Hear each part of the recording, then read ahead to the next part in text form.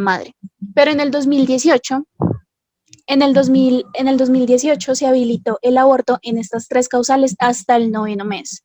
Y adicional a eso, lo que dice la sentencia es un instante antes de nacer.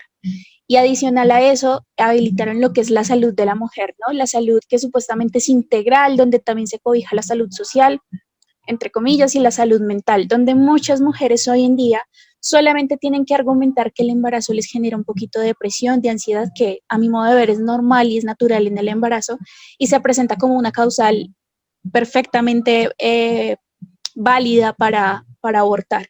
Entonces, prácticamente, aunque el aborto en Colombia no es legal, está despenalizado, pareciera que así fuera.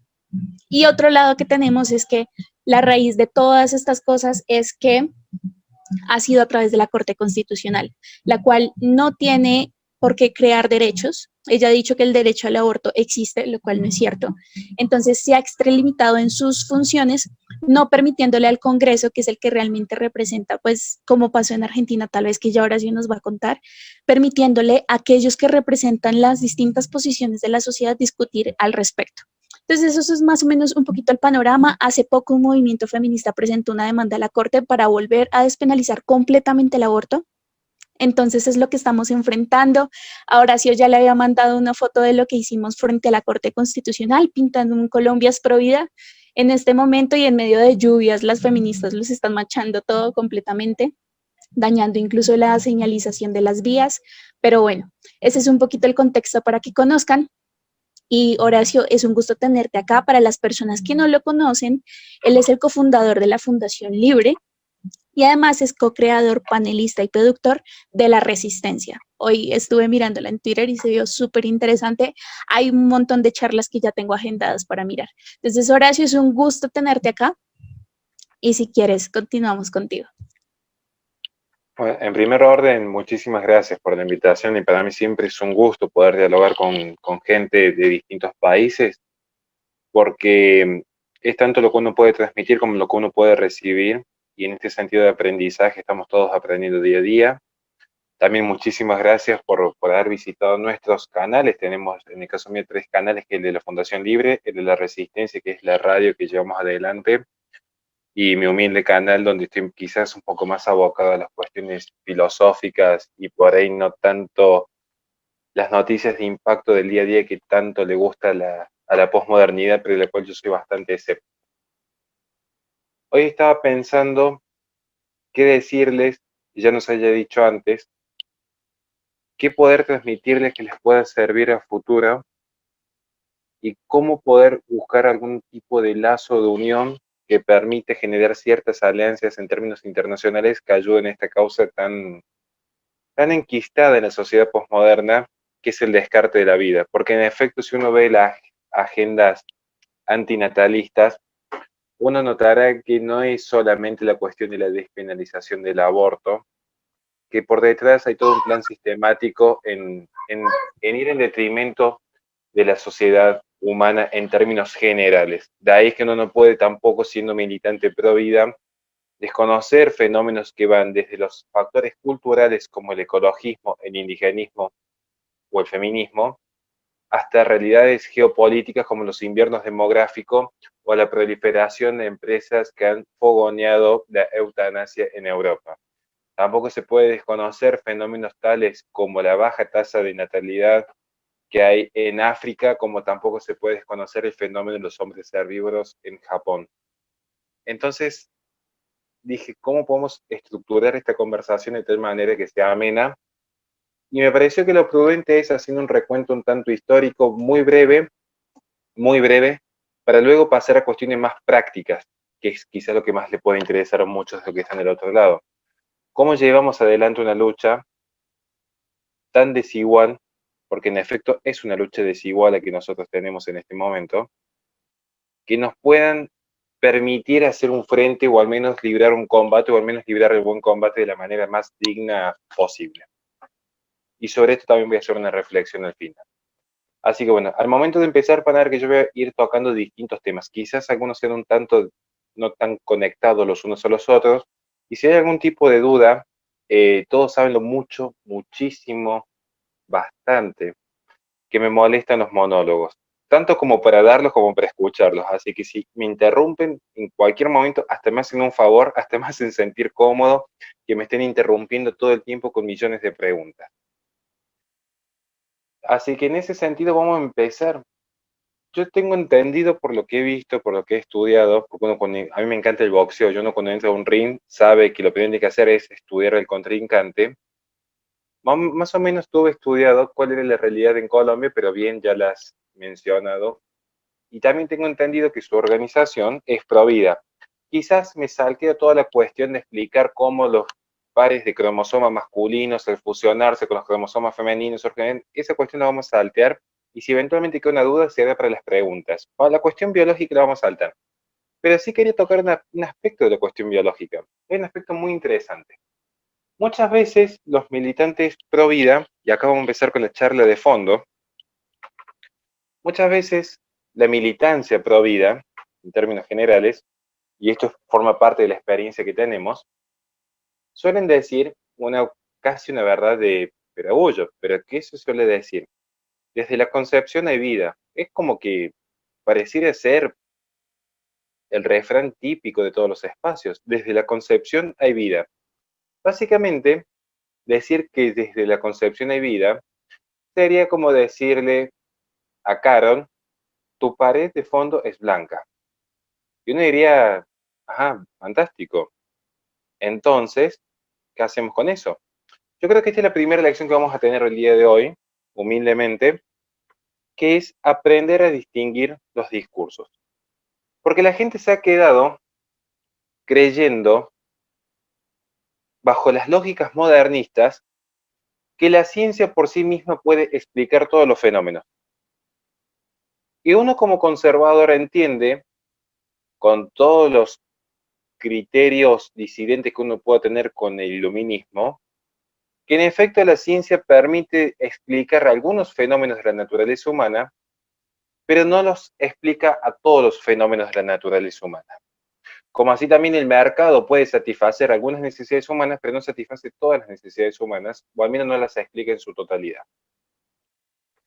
Cuando un militante pro vida dice desde la concepción hay vida, lo que está haciendo es describir un fenómeno. Como si yo dijese, la pared de Carol es blanca. Yo describo. Pero no se sigue de un acto descriptivo, un acto prescriptivo, porque hay un salto lógico. Hay un salto lógico que pocas veces se ha dado. Por eso es que la agenda pro aborto ha avanzado de tal manera que se ha enquistado en el discurso y en la semiótica, en la social semiótica particularmente, ante las falencias discursivas del espacio pro vida. Y lo dice alguien que es militante pro vida y que se tenía que asumir las consecuencias de estos errores. Decir que el fenómeno natural es X no sigue que haya una obligación de respetar ese fenómeno X. ¿Por qué? Acá tiene para bajar en términos concretos. Miren, muchas veces van a ver que las discusiones en tiempos pretéritos, al menos lo que por ahí llevamos un par de años caminando en la calle, lo que hemos trabajado en política, lo que hemos trabajado en la parte cultural, lo que hemos ido a debates con legisladores, lo que hemos estado en debates en el Congreso, en la televisión, en la radio, los que tenemos un par de amenazas también por esta causa. Antes, cuando ustedes eran muy chicos todavía, estamos hablando de hace más de 15, 20 años, cuando estas agendas recién aparecían, se discutía en los claustros universitarios que la vida del ser humano estaba bastante discutido al inicio, a pesar que ya en los 70 Bernard Knightson había dicho, miren, yo me dedicaba a realizar tantos abortos por año, pero luego gracias a la ciencia yo descubrí que la vida empieza desde el momento. A pesar de que la genética moderna ya había dado respuesta, en los claustros universitarios, bajo esta lógica, dijeron, bueno, todavía los fenómenos de Internet o el furor de Internet no había llegado, al menos no a América Latina tal como se conoce hoy. Recuerden, estamos hablando de procesos de 15 años más o menos.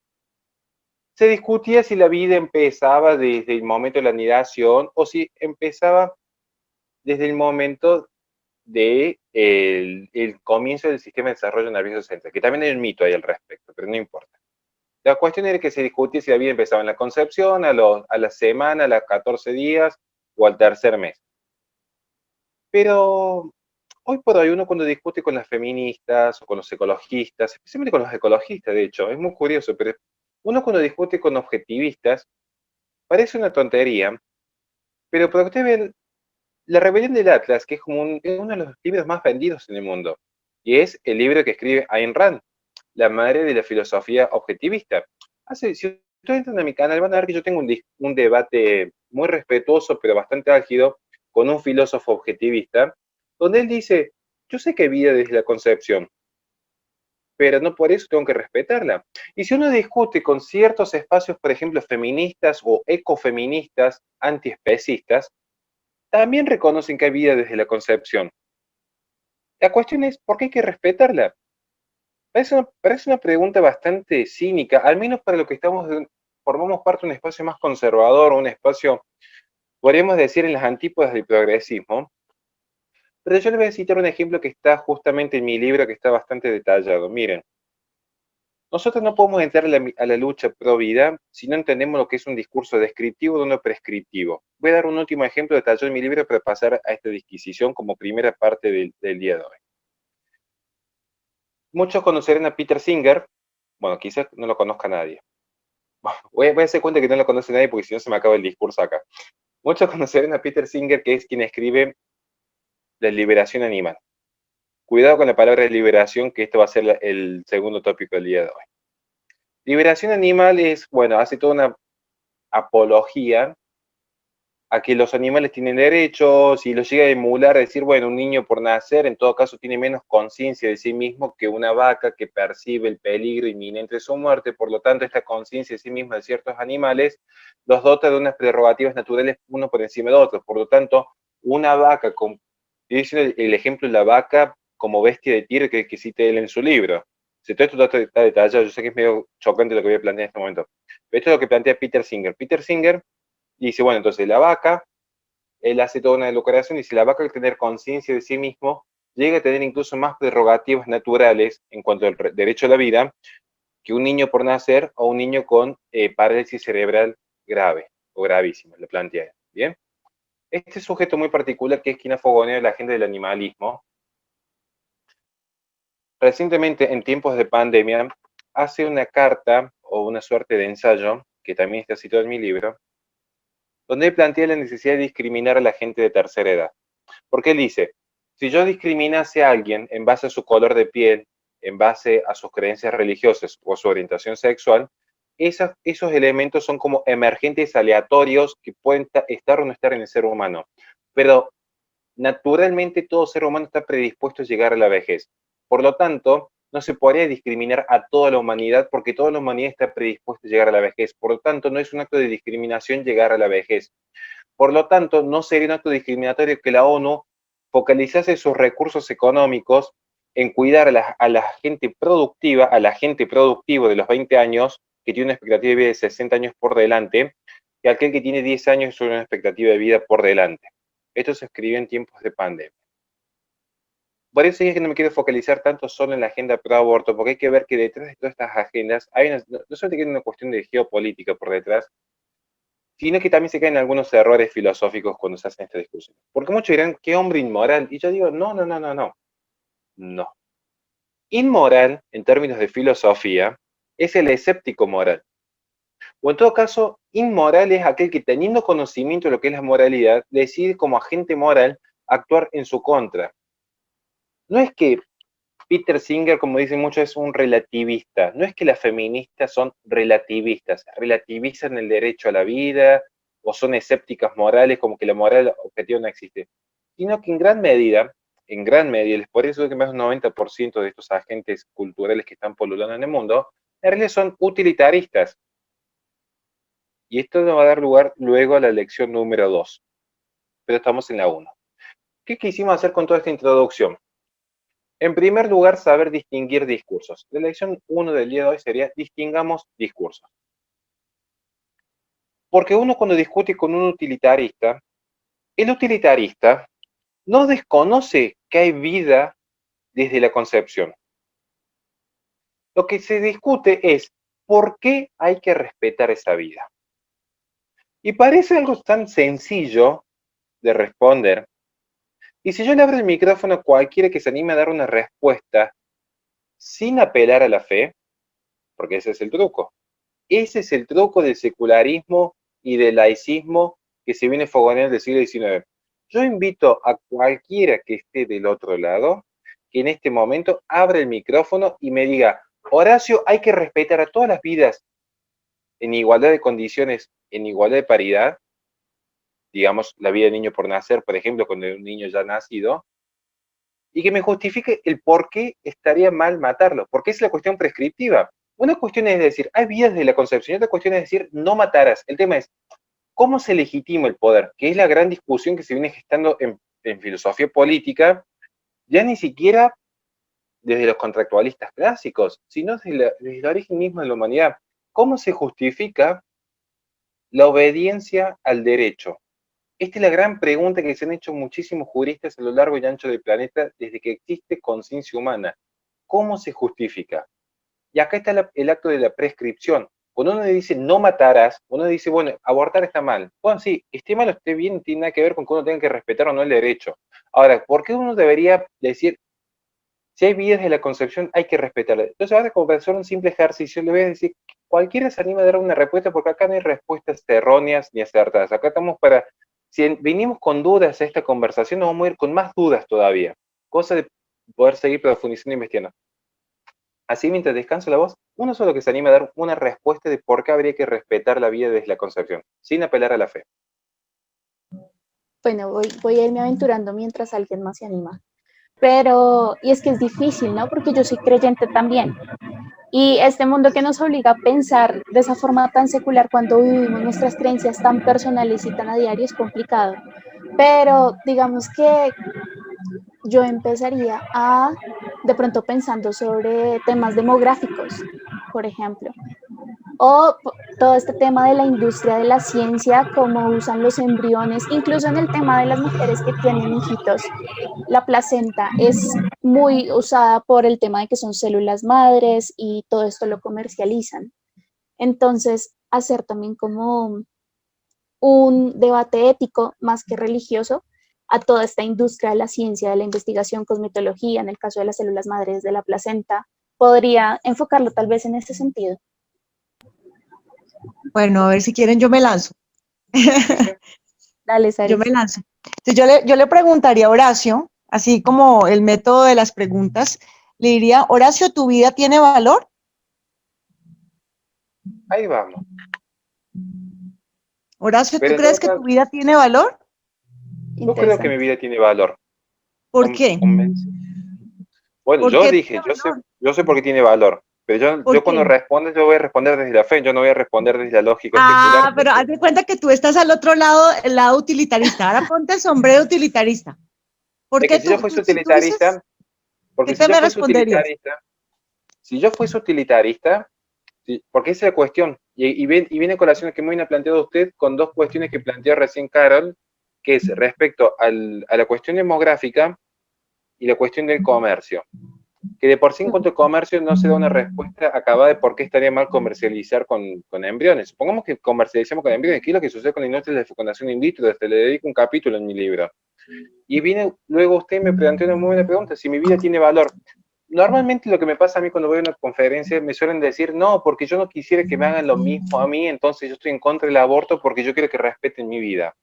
Es como básicamente que uno traspola decir, bueno, porque no quiero que me pase a mí, no quiero que le pase a los demás. Y eso en el fondo es una tesis utilitarista. Por eso esta pregunta que yo hice, que es una pregunta capciosa que le hemos analizado bastante con algunos amigos que son filósofos, es una pregunta que no se puede dar respuesta si no es desde la fe. Porque solamente cuando uno tiene fe, o al menos mi humilde criterio, puede ser que haya un Dios naturalista, racionalista, los cuales dudo que existen en el día de hoy, pero pueden existir, seguramente existen y hay varios. Uno podría argumentar que desde el derecho natural hay un orden en las cosas de la naturaleza que nos determinan que matar está mal por sí mismo como un acto en sí mismo, como un acto inmoral en sí mismo. Supongamos, yo cuando hablo de la fe no hace falta que creamos en el Dios del cristianismo, sino en cuanto a este sentido de un orden sobrenatural que ya ha permitido establecer una serie de axiomas o una serie de premisas que nos que diagraman cómo será el orden posterior en la comunidad, o cómo debiera ser el orden posterior. Porque a mí me preguntan si mi vida tiene valor, y yo diría que sí tiene valor. Obviamente que toda vida tiene valor. Pero, si uno lo intenta argumentar desde las siguientes formas, por ejemplo, tenemos que evitar el aborto porque tenemos un invierno demográfico en España, o tenemos que evitar el aborto porque tengo miedo que me pase a mí, eso es una tesis utilitarista. Eso siempre es una tesis utilitarista, que no es diferente a usar tesis utilitaristas como la ha utilizado sistemáticamente el progresismo. Pero no te das cuenta que el aborto casi siempre está afilado a destruir y aniquilar a la raza blanca. Te lo digo que yo soy afrodescendiente, así que casi nunca eso se instaura en la gente de otros colores, sino entre ustedes, en contra de ustedes. Ya vamos a llegar a esa cuestión que es muy interesante. Ya vamos a llegar a esa cuestión. Yo creo que no es tan así, o quizás tengas razón en cuanto a los hechos, pero no en cuanto a su historia, porque originalmente estaba destinado a ser al revés. IPPF de hecho surge como un proyecto, la propia página de Planned Parenthood, en el 2016 saca un comunicado celebrando los 100 años y haciendo un reporte que habían hecho en 100 años. ¿Qué significa? Que nace en 1916, y en 1916 lo que surgió no fue IPPF, lo que surgió en 1916 fue la primera clínica de control demográfico en Nueva York de la mano de Margaret Sanger, que ella escribe tanto en 1922 como en 1932, especialmente cuando escribió un tratado para la paz, que era la misericordia cristiana la que había abierto las puertas de las fronteras a latinos, descendientes y discapacitados, y tenían que ser sostenidos justamente por los estadounidenses. Por lo tanto, es desde ese momento en el que la Liga de Control Familiar, que luego es la American Planned Parenthood, que luego es la IPPF a instancia de la ONU cuando se permite la fusión con la India, es justamente para controlar ciertas densidades demográficas. Luego se genera un fenómeno que ya vamos a llegar, insisto, paciencia, cuando hablemos de la cuestión del progresismo, porque el progresismo es una causa de los pequeños burgueses, pero lleva un tiempo. Así que para cerrar esta lección, como hemos visto, una cuestión muy importante en el sector pro vida, que esa es la primera lección, es no confundir discursos descriptivos como hay vidas de la concepción con los discursos prescriptivos, porque hay que respetar la vida. Esta es la primera lección que nos llevamos hoy día. ¿Y por qué hay que respetar la vida? Bueno, acá va como una sublección o como un paréntesis, como un apartado. Si alguno la puede defender desde el naturalismo racionalista, me parece genial. Bienvenidos sean los filósofos que se animan a defender desde el naturalismo racionalista, que se tiene que respetar la vida del niño por nacer. Bienvenidos sean. Si alguno lo quiere defender con muy buenos argumentos desde el utilitarismo, yo tendré ciertos escepticismos, pero bienvenidos sean a la lucha. Bienvenidos sean a la lucha, porque todo suma. En esta cuestión, nunca uno tiene que discriminar a los que tienen edad, somos todos compañeros. Y si alguien lo quiere defender desde la fe, y con esto quería cerrar la primera lección, que lo hagan.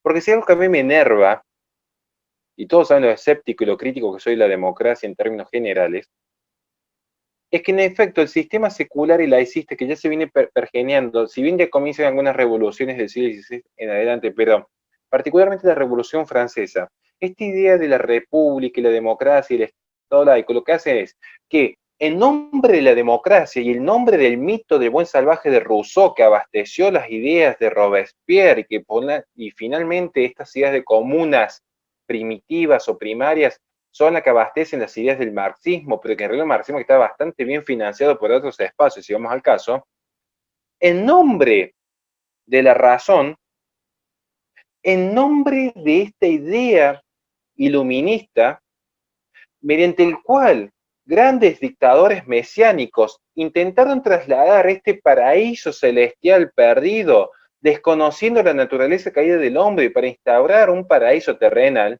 y me remito a Mao, Stalin, Fidel Castro, entre tantos otros, sin desconocer el pasado eugenésico de la IPPF, en nombre de la diosa razón y ciencia, porque eminentemente las prácticas abortivas eugenésicas son un discurso científico progresista, con esta idea del progreso indefinido, y en esta idea del cientificismo, se ha generado que dentro de la democracia todo, fuera de la democracia nada, pero no es cualquier tipo de democracia, o al menos no la democracia ateniense, porque es como que cuando hay un retorno a los clásicos en el siglo XVI, hay una cuestión muy selectiva, porque se toman ciertos elementos animistas, pero no se toman todos los elementos de la filosofía griega. En nombre de esta democracia, se pueden plantear las mayores aberraciones en contra de la sociedad, al punto de fogonear culturalmente la hipersexualización de menores, pero no se puede discutir de los valores propios del cristianismo, cuando la cristiandad en el imperio hispánico fue la regla y la columna vertebral de Occidente que abasteció la cultura que iba desde España y Portugal hasta las costas de África, de América del Norte hacia el sur y Filipinas. Por eso era el imperio donde nunca se ponía el sol. Todos unidos bajo el mismo credo, la misma moneda y el mismo lenguaje. Elementos que están siendo llamados a ser destruidos en la posmodernidad bajo un régimen globalista que tiene como principales escudos del individuo, la familia, la fe y la nación. Así que la primera lección que tenemos hoy día es no confundir discursos descriptivos con los prescriptivos, porque ser pro vida no alcanza con simplemente reconocer que vida es la concepción. Los objetivistas, los ecologistas y gran espacio del feminismo reconocen que vida es la concepción, pero hay una jerarquía de valores en su escala que dicen que las prerrogativas de la libertad están por sobre la vida. Cuidado con estos discursos pro libertad que muchas veces toman a la libertad como un fin en sí mismo. Cuidado Horacio, con esta libertad que tenemos. Esa sería como la primera parte, ¿sí? Horacio, buenas tardes. ¿Cómo se describiría lo siguiente? Pues teniendo en cuenta que hay vida después de desde la concepción de un modo de vista utilitario, y si la vida se concibe como un constante continuo, entonces ese ser humano está en su desarrollo para llegar a esa plenitud productiva de un sistema que necesita precisamente seres útiles. Pues si no se permite llegar a ese ser humano, a esa plenitud productiva, ¿cómo se sostendría el sistema en general? Bueno, veo que le hemos adelantado un poco, así como responder. Vamos a responder, está muy buena la pregunta. Está muy buena la pregunta, yo la estoy interpretando en el siguiente punto, y si no lo interpreto bien, alguien me lo corrige, pero me están diciendo básicamente es, bueno, bajo esta tesis utilitaristas, nosotros tenemos un sistema que necesita ser, digamos, constantemente actualizado, sería como la palabra, porque tenemos un recambio generacional. Vamos a tomar un ejemplo concreto de lo que es un recambio generacional. ¿Cuáles fueron los países más afectados en la primera etapa del COVID-19? Uno toma en el acto, lo primero que se viene a la mente, quizás por las noticias, no voy a entrar en la cuestión de la pandemia, porque ya tengo como 15 videos sobre eso, pero los países más afectados por el impacto del virus fueron particularmente España e Italia. Son como, al menos en nuestra parte del mundo, somos los países más cercanos. ¿Qué característica tiene España e Italia?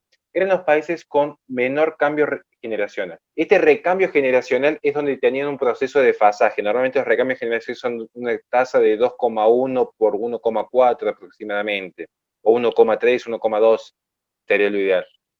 Pero estos países tenían un desfasaje en el recambio generacional. Entonces vino un virus que afecta esencialmente y en principio afecta a la gente de tercera edad o con ciertas, digamos, con ciertos problemas de salud. No voy a entrar en alguna cuestión descriptiva que pueda implicar una censura. Entonces, cuando afecta el virus, no es que el virus fue más fuerte en España o Italia, sino que se sintió mal, y ahí viene muy bien esa pregunta que me han hecho. ¿Por qué? Porque vimos qué sucede en un país donde no hay recambio generacional, en países donde se han fomentado las prácticas pro aborto, donde no hubo nacimientos nuevos, donde la inmigración sustitutiva no llegó a suplir, porque también tiene un conflicto con la inmigración sustitutiva, pero ya sería irnos de tema. Y aquí sería como un buen argumento pro vida, es decir, miren lo que pasa, gente, cuando ustedes afogonearon el aborto, y entonces como fogonearon el aborto, ahora no tenemos recambio generacional y tenemos una economía mucho más colapsada que en nuestra parte del mundo. Pareciera ser un argumento tentador, pareciera ser un argumento de peso incluso. Es más, yo creo que hasta lo usaría si tuviera que dar algún discurso en alguna cámara. Pero tenemos un problema luego, porque eso sería poner la economía por sobre el valor intrínseco de la vida. Porque ese discurso que parece tan tentador.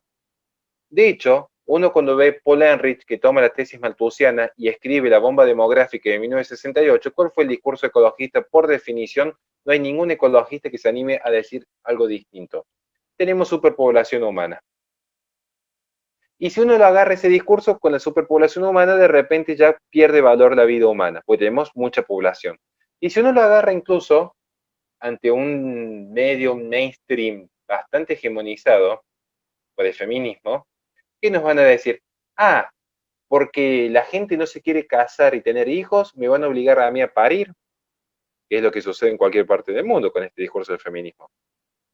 Por eso es muy interesante, yo creo que has hecho una acotación muy acertada en cuanto a consecuencias reales del aborto, porque eso no lo tomo desconocido. Yo te digo, tenés razón en tu observación, comparto tu observación, es un hecho lo que has planteado, es un hecho descriptivo a la perfección, pero seguimos teniendo este problema.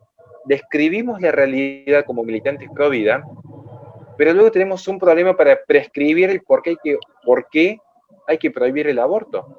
Porque tenemos ese problema en el pasaje. Es decir, bueno, vemos el problema, lo describimos, pero falta como todavía. Esa al menos mi humilde apreciación. Y ahora vamos a entrar a la segunda idea que quizás acá sea un poco más entretenido. Horacio, disculpa, Sí. ¿puedo agregar algo? Sí, sí. Sí, en ese sentido, si el valor de la vida se pone en relación a la producción, en general sí se tendría que defender la vida, pero en caso en que sea una vida no productiva, pues tampoco se defiende. Entonces, los discapacitados, los que tengan algún tipo de problema, pues, inmediatamente salen. Eso Sí, era claro, se pasaría a tasas de reproductividad, por decirlo así, o sea, habría que necesariamente escoger también quién vive y quién muere. Pero son aproximaciones, ¿no? De todas formas. Por esa Exactamente, no, aproximación, en esa aproximación se basó Hitler. no, más allá de eso, que es cierto, yo creo que han sido dos grandes aportes que ponen en manifiesto un debate que es hermoso. Yo trato de condensar todo dentro de lo que es 1 hora y media, pero lo que están diciendo pero no tiene error. Entonces, yo lo tuve como alumno, yo le tiene un 10, porque es una observación precisa y perfecta la que han hecho. Es tan preciso y tan perfecto sobre las consecuencias reales que han marcado muy bien de qué pasa en países donde se ha fogoneado el aborto y donde se pone en vilo esta cuestión, como también es preciso la otra cuestión, decir, bueno, pero si argumentamos así tenemos este otro problema. Hay naciones en las cuales, miren, yo sé que después, si este video se sube a YouTube, alguien va a decir, no, porque en realidad eso fue una fake news, que, bueno, para evitar ese tipo de comentarios, para que vea este video a la postre, o si ustedes lo están viendo ahora, les voy a hacer un ejemplo muy sencillo, que es muy grotesco, es muy triste, y se los dice alguien que entra todos los fines de semana a las zonas más miserables y pobres que hay en la ciudad a trabajar. Yo hace mucho tiempo que entro a las villas miserias, y esto no lo sabe casi nadie. De hecho, si ustedes ven mis redes, van a ver que siempre mis redes son o comiendo o algún flyer de alguna charla. Es muy raro que me guste hacer publicidad de lo que hago. Así que yo los invito a que en sus labores, donde ustedes caminan en las calles, si hay alguien que tiene más de 25 años me va a entender, si alguien tiene más de 30 años me va a entender. Fíjense, cuando ustedes más chicos y salían a la calle a trabajar en cualquier tipo de zona, especialmente en zonas más vulnerables, ¿cuántos chicos con discapacidades se veían? ¿Cuántos chicos con síndrome de Down se veían cuando ustedes eran chicos? Les dice alguien que se crió en los 90. Y salgan a la calle hoy en día. Salgan a la calle y díganme cuándo fue la última vez que salieron al centro de su ciudad y vieron la misma cantidad de chicos síndrome de Down como se veían antes. Porque yo no les voy a citar ahora todas las estadísticas que le podría citar de Europa. Yo no les voy a citar todo ese tipo de estadísticas que se podrían citar de Europa. Simplemente que cada uno haga el experimento en su propia ciudad, especialmente la gente que es más grande de edad, me va a entender a qué me refiero. Esto da muestra de que en realidad las políticas eugenésicas nunca se eliminaron, se perfeccionaron para hacerse útil, porque no hay poder más peligroso que el poder invisible. Por eso a mí me encanta ver cómo se debate a veces en algunos espacios más liberales esta idea del Estado omnipresente y 1984, y es como que se quedan con una ficción de un ex comunista todo esto, porque Orwell era ex comunista, y vaya paradoja que Marx también pretendía abolir el Estado. Cuidado que los extremos a veces se terminan tocando. Pero nadie se da cuenta que el fondo de la cuestión está con Aldous Huxley en Un Mundo Feliz, donde por ahí muchos espacios pro vida se han quedado con la cuestión del aborto y no se dan cuenta que detrás de todo esto está un mundo feliz. No solamente en cuanto a la idea de la posmodernidad y el eterno presente subsumido en estas políticas hedonistas, sino que de fondo está la fabricación de los seres humanos. Y si no, vean cómo creció la industria de la fecundación in vitro. Los niños ya ni siquiera son producto, antes quizás hayan sido producto de una relación de amor entre cónyuges. Ya ni siquiera es un acto de copulación entre seres vivientes. Hoy los niños son fabricados, literalmente. Por eso digo, es importante resguardar el tema de los valores para defender esta causa en integridad. Ahora vamos a pasar a la lección 2, ¿sí? Hola Horacio, ¿cómo estás? Con Jonathan Silva. Antes de que pases al segundo punto, yo sí me quedé pensando cuando mencionaste que de alguna u otra forma, digamos, parafraseando la defensa de la vida o la defensa del valor de la vida de alguna otra forma, se puede hacer o se debe hacer desde la fe, o sea, como que hay que tener una fe realmente para hacerlo. Y ahorita que acabas de mencionar lo que sobre este tema de los niños con síndrome de Down, yo creo que me identifico. Aquí por lo menos en Bogotá pasa eso. Yo sí soy de los que hace unos 15 años veía más chicos con síndrome de Down y con ciertas enfermedades, y hoy casi que no se ven. Eso por un lado. Y la mejor defensa de la vida sobre ese tema está anclada en la dignidad humana, que la dignidad humana es un tema muy relacionado con el de por sí. La etimología de la palabra dignidad humana viene del cristianismo y está muy relacionada con el tema de la espiritualidad. De por sí el viernes teníamos otra charla sobre el tema y se nos tocaba este tema de la espiritualidad y la dignidad humana y lo importante que es anclarlo en nuestro discurso. De por sí aquí en Colombia hay muchas sentencias de la Corte Constitucional donde habla de garantizarle la espiritualidad a las personas. Entonces, cuando yo hablo de espiritualidad, no le puedo garantizar la espiritualidad a unos y no a otros, porque supuestamente estamos en un estado donde hay libertades en las mismas condiciones para todo. Pero de alguna u otra forma el progresismo y el secularismo lo que ha hecho es quitar de en medio la espiritualidad para ellos sí poder meter su discurso de la construcción cultural de la vida. Entonces yo sí diría que es muy importante y yo defendería la vida con ese discurso también. ¿Qué tan importante es la espiritualidad, la dignidad humana desde donde comienza la vida, que también construye mi identidad como ser humano? Entonces tú decías algo, no necesariamente la vida comienza desde la concepción, sino que muchos cristianos creemos que comienza desde antes, o sea, desde una concepción divina de Dios que ya nos tenía, digamos, en sus planes. Entonces, este discurso nos ha sido vergonzante porque es caricaturizante, pero con todas estas herramientas que hoy tenemos, creo que no lo sería si lo sabemos dar.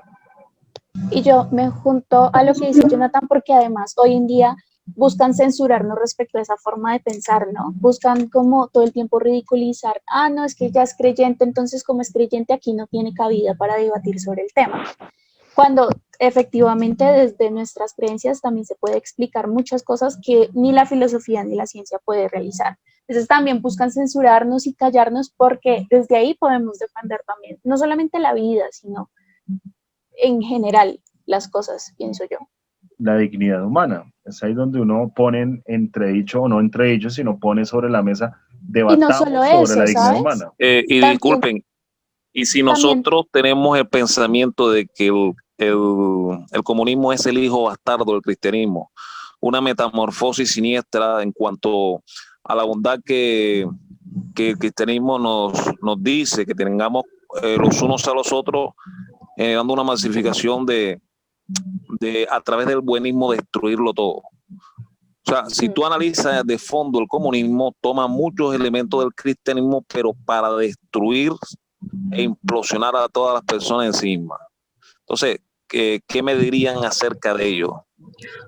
Otra cosa también es importante que dentro de ese ejercicio dialéctico que es precisamente el aborto, pues estaría muy mal dejar de lado esa concepción dentro de lo espiritual, por decirlo así, porque siendo un tema tan extenso, no simplemente precisamente desde la ciencia o desde la razón utilitarista se puede dar explicación. Entonces son ellos los que faltan a ese ejercicio, los que faltan a la verdad completa. Yo hago una Ya por pregunta, mire, Japón es un país que por el hecho del problema de nacimiento de los hombres herbívoros y las pocas garantías que existen en cuanto a matrimonio, ha llevado a un decrecimiento poblacional. Ahora el gobierno, después de que incentivó por tanto a través de la propaganda que no tuvieran hijos, lo mismo está pasando en China, ahora prácticamente quiere como ayudarse en sí mismo a volver a la gente a la natalidad, precisamente no con fines benévolos, sino para traer más esclavos al mundo y tener así el monopolio de la productividad. ¿Ya? Entonces también tenemos que analizar que ahí, o sea, yo sé que tenemos una concepción, porque aquí la mayoría somos cristianos, y sinceramente debemos de ver de que ya las corporaciones, sabiendo que de aquí a cierto tiempo la humanidad va a estar completamente envejecida, y hoy en día, tras que a través de la propaganda le lavaron el cerebro a la humanidad a tener índices de natalidad menores, al grado que hemos llegado donde realmente preferimos tener perros que hijos. Entonces ahora quiere darse la vuelta, motivar a tener hijos en virtud de hacer sostenible el sistema a largo plazo. O sea, yo me pregunto, ¿qué de intencional benévolo tiene ellos? Porque yo no lo veo.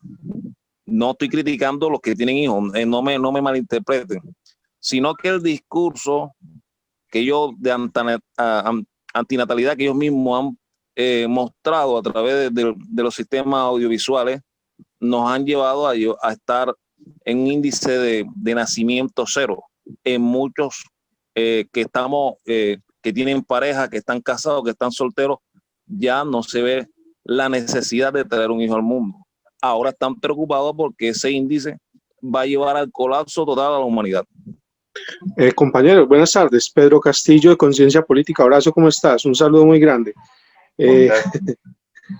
No, yo solamente quisiera hacer una invitación, porque yo creo que los aportes son muy valiosos, pero que de pronto tuviéramos una conversación posterior, pero conociendo todo lo que sabe Horacio, permitirle que pueda culminar con sus ideas, porque yo sé que son mucho lo que tiene todavía por delante, y poder desarrollar más fácil que elaboráramos unas preguntas escritas y que de alguna manera nos pudiera responder después.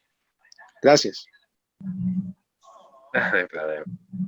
Pero lo que yo he ido tomando nota, porque iba escribiendo lo que han planteado cada uno de los preopinantes, y creo que han sido aportes muy valiosos, y los agradezco.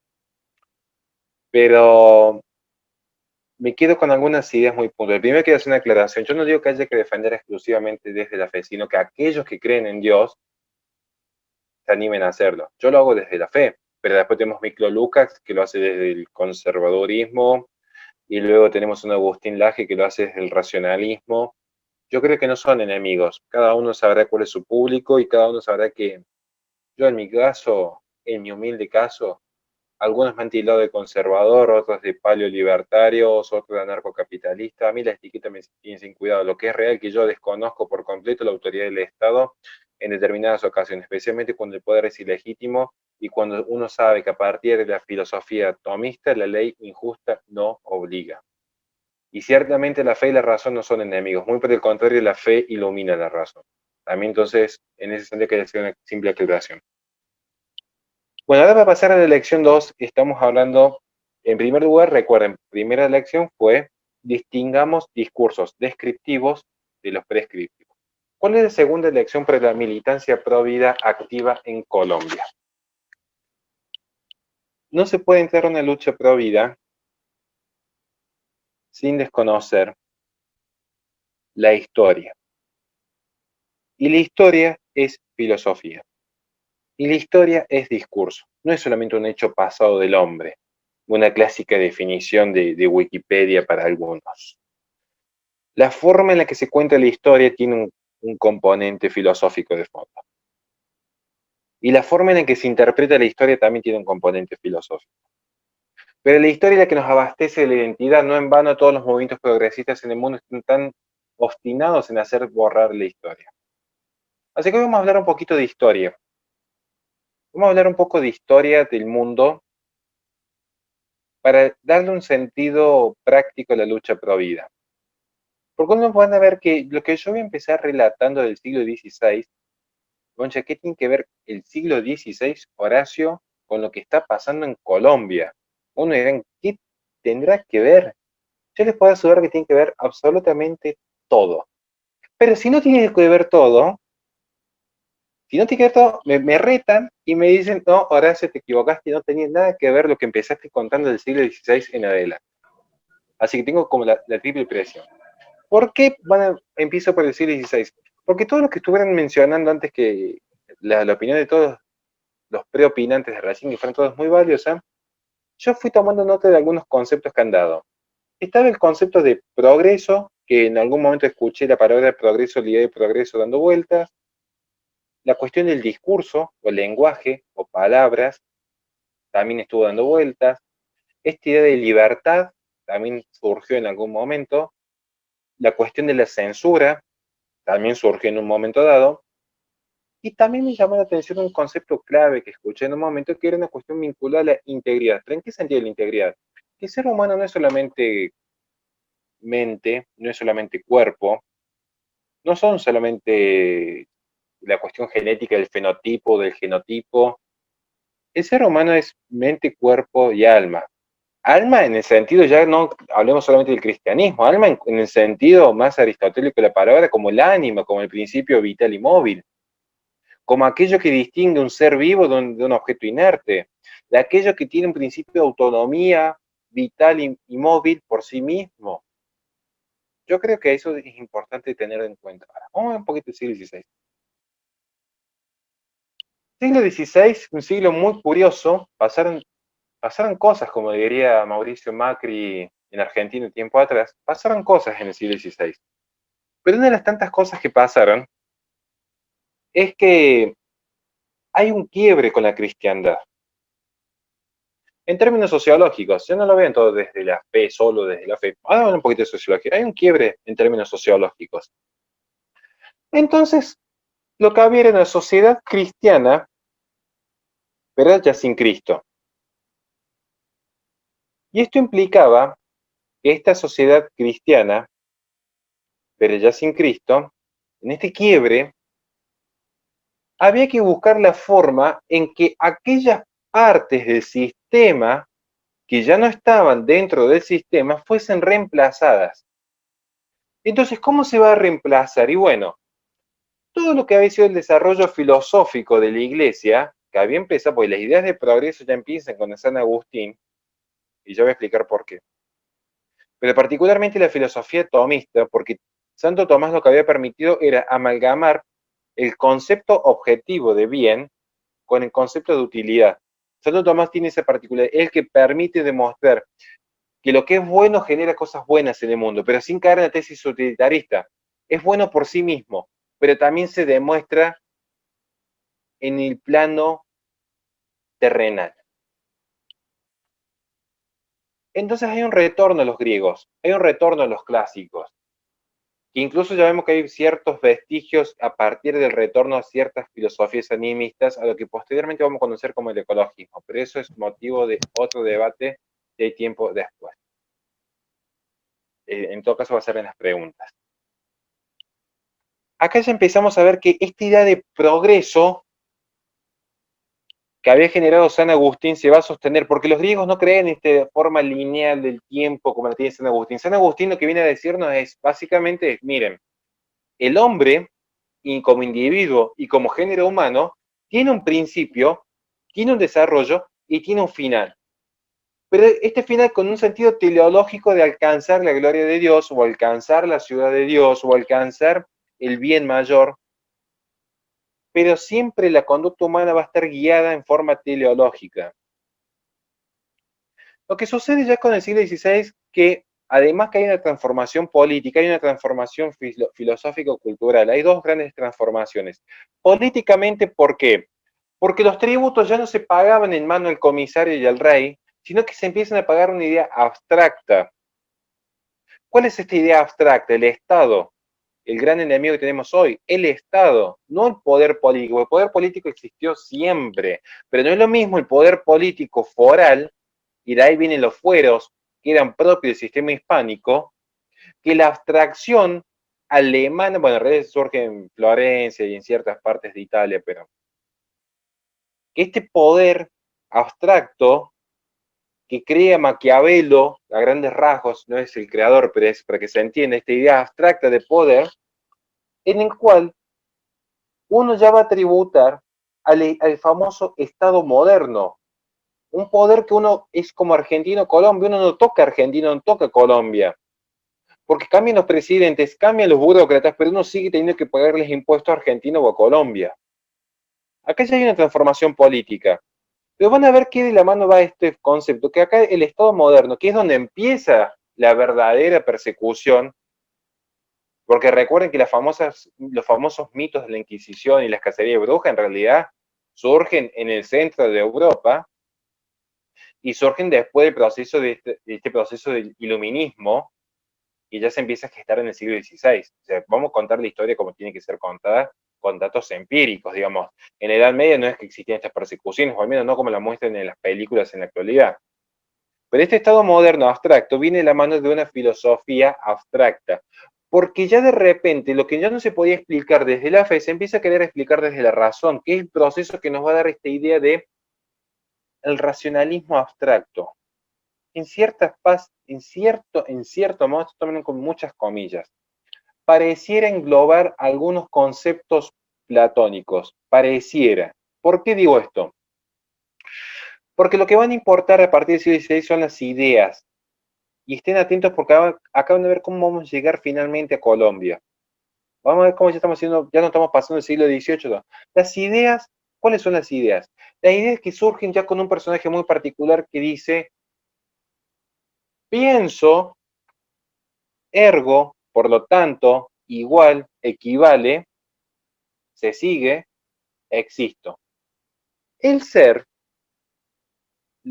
el famoso ser, porque soy el que soy, este ser ya se va a explicar desde las ideas, porque van a empezar a decir, bueno, dudemos del mundo objetivo externo, porque lo único real es la certeza en el pensamiento y las ideas perfectibles.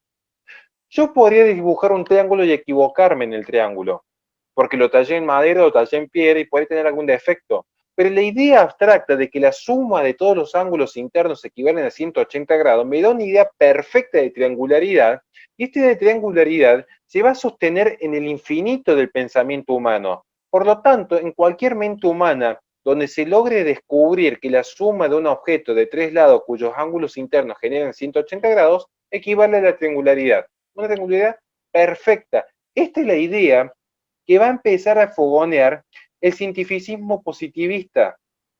Esta idea de que la ciencia por sí misma lo podía explicar absolutamente todo. Y luego nos sorprendemos porque pareciera que es un artilugio mágico y en realidad es una cuestión mucho más sociológica de creer cómo puede ser que haya surgido gente que creía en la eugenesia.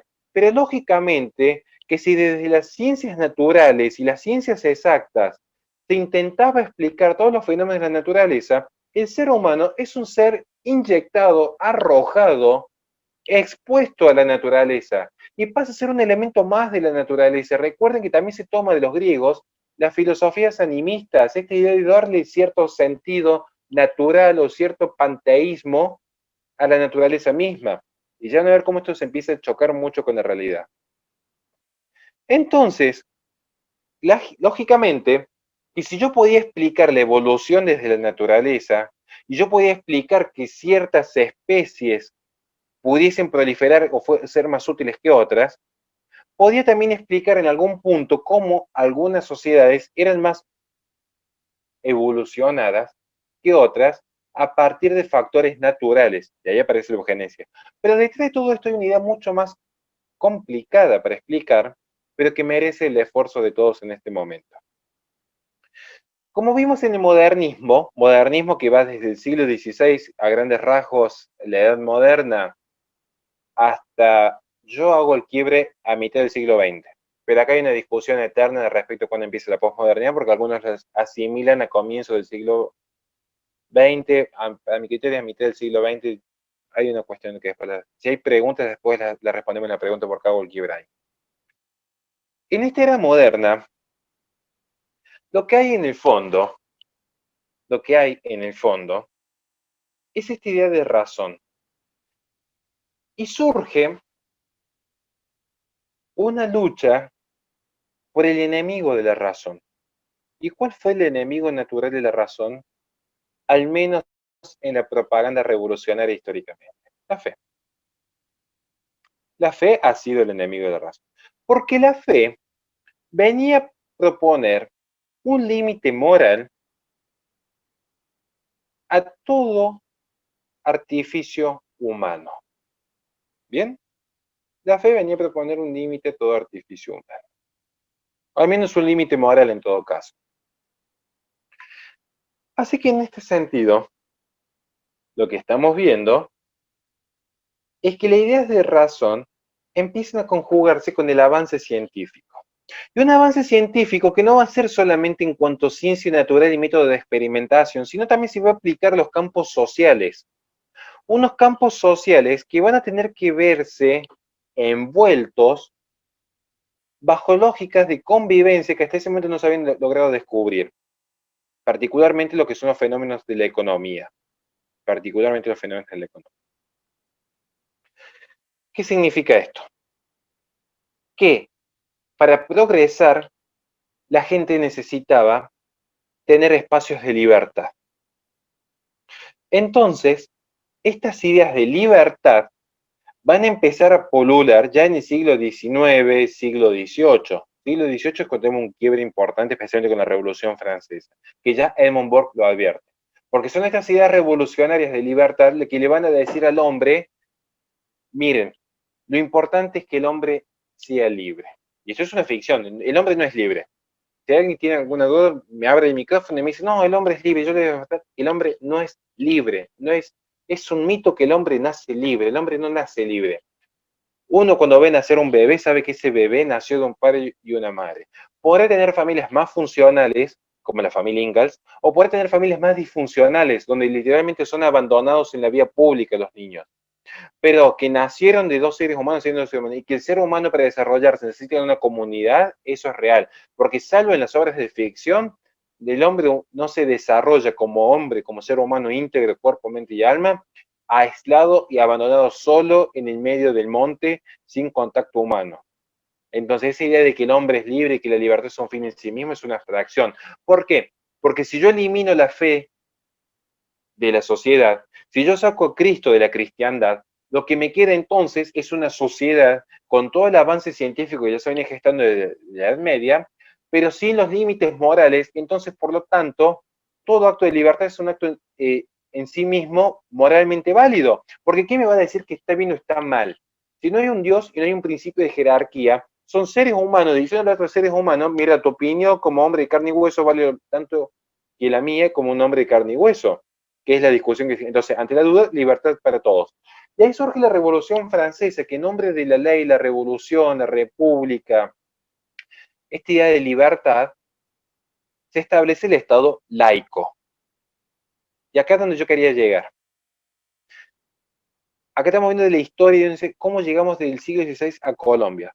Porque en este proceso de estas ideas de progreso indefinido, vamos a tener dos conflictos. Primero, que con la revolución industrial se demostró que el progreso indefinido y el avance indefinido del capitalismo, no todos habían alcanzado la misma etapa de prosperidad.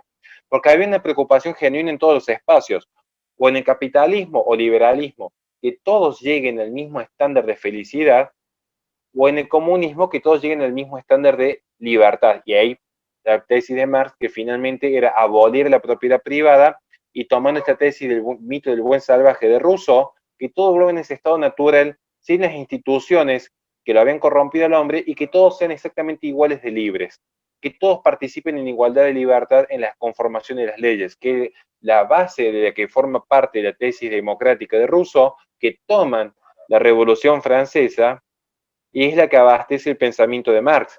Pero también la revolución industrial dio muestra de que no pudo generar un progreso igual en todas las personas. Hubo gente que tuvo mejores condiciones que otras.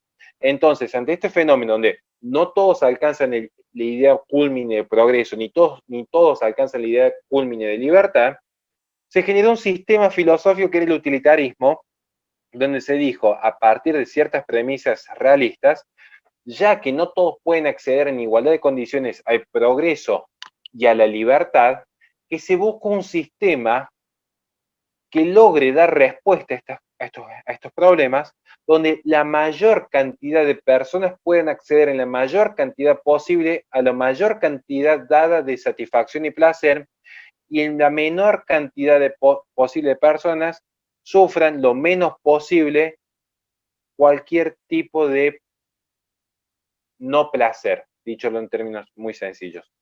Que se elimine el sufrimiento lo más posible, que se maximice el placer lo más posible para la mayor cantidad de personas. Esta sería la base del utilitarismo. Básicamente es una suerte de realismo político a grandes rasgos, muy a grandes rasgos, asumiendo lo que es muy somera la explicación que estoy dando, por una cuestión de tiempos, pero esta es una explicación. Entonces, ¿qué sucede?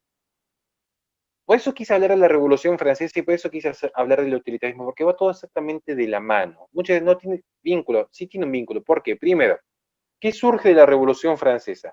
Que la Revolución Francesa, de allí en adelante, para mal o para bien, por como lo quieran ver, y podemos mencionar si quieren la Revolución Anglosajona, porque fue mucho más sutil, mucho más civilizada. Importante no es quizás los actos vandálicos, que sí importan para la gente de fe, pero no en esta exposición, es que se exporta al mundo, de Europa al mundo, de las revoluciones al mundo, esta idea de la república y la democracia. Y acá sí vamos a entrar en la cuestión de Colombia. Porque se exportan estas ideas, recuerden que dejamos en un paréntesis lo que es el utilitarismo, pero se exporta al mundo esta idea de república, de democracia, de división de poderes, de constitucionalismo. Es en estos fenómenos donde surgen. Se acaban las monarquías, ya con Wilson, cuando se acaba el Imperio Austrohúngaro a comienzos del siglo XX, ya no existen las monarquías prácticamente, o al menos son monarquías parlamentarias, son monarquías constitucionales, pero a grandes rasgos todos los países del mundo siguen esta lógica. Todos los países del mundo tuvieron que emular el sistema del Estado moderno, que ya se venía pergeñando en el siglo XVI y termina por consolidarse en el siglo XVIII. Así que ahora voy a pasar a explicar lo de Colombia en esta segunda lección respecto a la militancia pro vida. Así que voy a pedir un solo favor, si me pueden habilitar aunque sea una o dos cámaras, para no desconcentrarme y ver si alguien me va entendiendo. Pues yo base las caras como los alumnos, voy viendo si me entendieron o no me entendieron. Porque hice todo un recuento histórico rapidísimo de cómo se genera el Estado moderno y bajo qué ideas se generan los Estados modernos, así que ahí lo estoy viendo ya algunos. Con esta idea del Estado moderno, recuerden, en el siglo XVI aparece el Estado absolutista. El Estado absolutista, que no tiene nada que ver con la religión, no tiene nada que ver con un Estado absolutista abstracto, y no hay nada más concreto que la religión, si vamos al caso. Este Estado absolutista creció, sobredimensionó, dio las bases para una revolución que ¿qué generó? Generó la Revolución Francesa y decir, no, miren, tenemos un Estado sobredimensionado, un Estado que la propia burguesía había creado en el siglo XVI, porque la revolución fue una revolución burguesa, fue una revolución de burgueses, y ya no caerían los contrapoderes y los contrapesos de la Edad Media. Si quieren, hay tiempo, voy a responder varias cuestiones de la Edad Media si quieren, pero luego en las preguntas, pero hay muchos mitos en la Edad Media. Cuestión que este Estado abstracto, sobredimensionado, tenía que ser limitado. ¿Y cómo se limitó? Con la República. Y acá viene el gran sentido, porque recuerden que yo hablé de dos cosas que parecían que no tenían nada que ver, ni utilitarismo, ni tiene nada que ver la Revolución Francesa. Y decir, ¿qué tiene que ver con Colombia? Todo. Y acá viene la cuestión de fondo, necesito que estén todos súper concentrados. Miren. Si alguien una sola persona que me habilite el micrófono, y yo le voy a ir haciendo un par de preguntas para que la propia persona responda la pregunta. Puede ser de cualquier país, de cualquier nación, y van a ver cómo con un sí o con un no, cómo se vinculó absolutamente todo. Es malo, voy a hacer que esa persona que abra el micrófono se convierta en un militante pro feminismo con un par de preguntas nomás. Me animo, hágale. Bueno, vamos entonces, vamos con Pedro Castillo entonces. Pregunta número 1. Usted es de Colombia. Sí, claro. Y Colombia tiene un sistema constitucional. Sí, claro. Y Colombia tiene un sistema constitucional republicano, entiéndase, división de poderes, alternancia en el poder, elección democrática del legislador, elección democrática del presidente. Sí, claro. Y el sistema constitucional heredado de las revoluciones emancipadoras e independentistas tienen a su vez un sistema de estabilidad en el poder judicial, ¿o no? Sí, sí, sí. Bien. Y ustedes tienen un sistema de derecho que básicamente lo que les dice el derecho es tres grandes componentes, como todo elemento jurídico, que son, uno, la ordenación social elevada a la categoría legal, es decir, que el Estado obtiene la coacción para obligar en el derecho a través de la interpretación judicial. El elemento del lenguaje, que es un juez el que determina cuál es el sentido que se le da a cada palabra, a partir de qué momento se interpreta que hay vida o no hay vida, y el sentido de la moral, donde termina siendo justamente el derecho lo que le va a decir a los habitantes lo que está bien y está mal que hagan dentro de su nación. Tengo entendido que funciona así en Colombia. Básicamente sí. Puro positivismo legal. Exactamente. Y ahora preguntas. Ahora vamos a hacer rápido, vamos a hacer que se convierta en una suerte de feminista aliado nuestro. Un aliado. Pero querido, si usted tuviese en su poder $1 trillón,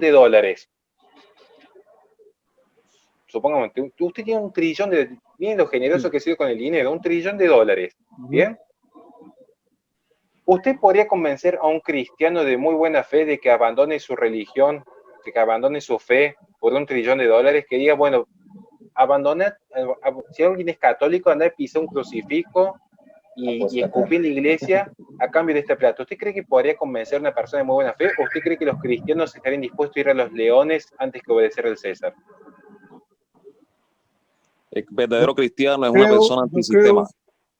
Yo creo que hoy se está empezando a mirar esa posibilidad de ir a los leones, hoy. Pero en el término general, y con el pesar que me da decir lo que voy a decir, en la cultura post Pablo Escobar, el colombiano es muy materialista y seguramente hace todo lo que dijiste en contra de la iglesia por ese $1 trillón. Estamos en un conflicto ahí. Pero yo hoy en los comentarios dice un verdadero cristiano no lo hace. Un verdadero cristiano no lo haría. A mí me lo ofrecen hoy, hoy, tal vez, digamos, hace 6 o 7 años atrás, tal vez hubiera sido los que lo acepten. Hoy no, hoy estoy convencido de que, bueno, sí, estoy convencido de que me voy a los leones. Hoy estoy convencido y me voy a convencer más. Pero seguramente años atrás lo hubiera aceptado y creo que hoy muchos colombianos lo aceptarían. Al ejemplo práctico vemos que sería, al menos en el ejemplo práctico veríamos que sería difícil que una persona de fe cambie. Ahora, ustedes calculen que en Colombia, como en la mayoría de los países de América Latina, hay una fuerte tradición en base a la fe. Esto es real. Sí. Esto es real. Ahora bien, acá tenemos un problema.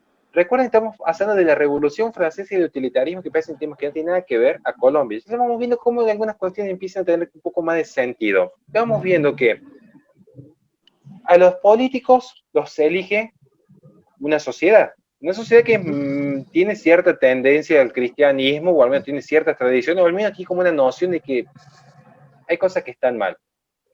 Pero, como vimos, esta sociedad cristiana, o esta sociedad de fe, o esta sociedad con valores, o esta sociedad en contra del aborto, lo quieren ver en esos términos, eligen a un grupo de burócratas, parásitos del Estado, cada 4 años, 6 años, 2 años.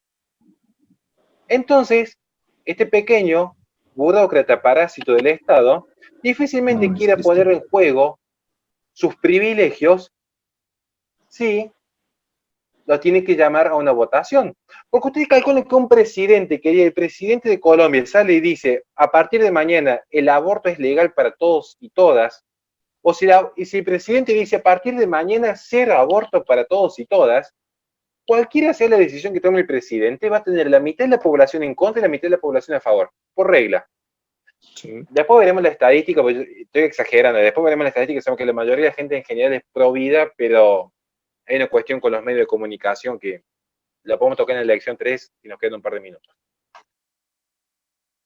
¿Quiénes son, por definición, Pedro, si estás ahí, a los jueces en tu país? Sí. Estás ahí, Pedro. A los jueces en tu país, ¿los elige la gente o tienen una cuestión de que tiene estabilidad en los cargos, tiene estabilidad en sus funciones y a su vez son un número inferior, al menos los jueces de la Corte son un número bastante inferior a la cantidad de diputados?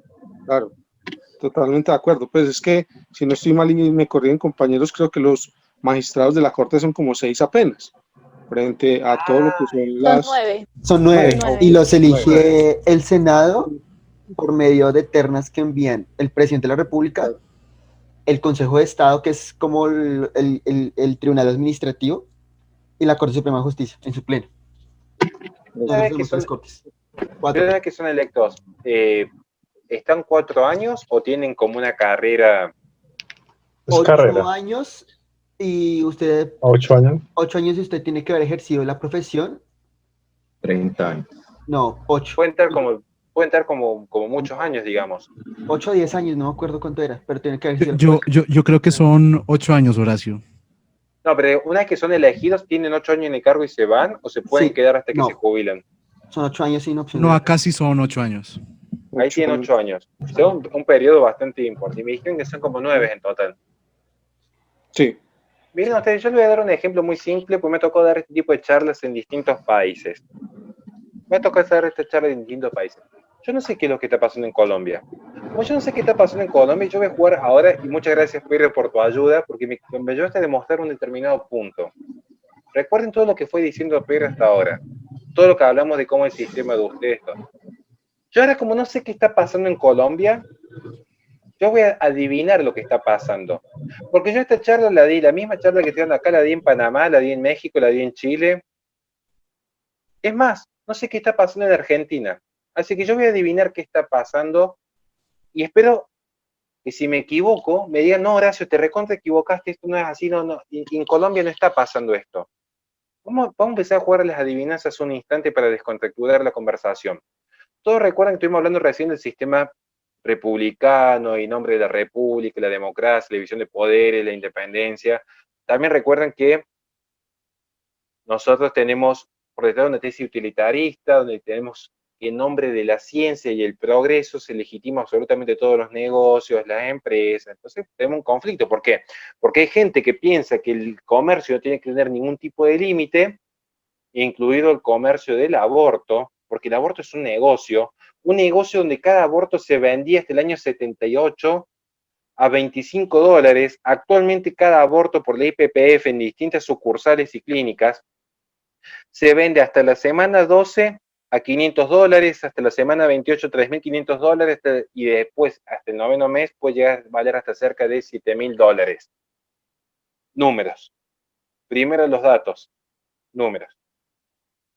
Si yo tengo un negocio con estas características, que ya surge y es fundado bajo esta idea eugenésica de 1916, de decir, bueno, yo voy a vender mis abortos para que ciertas determinadas etnias no se reproduzcan.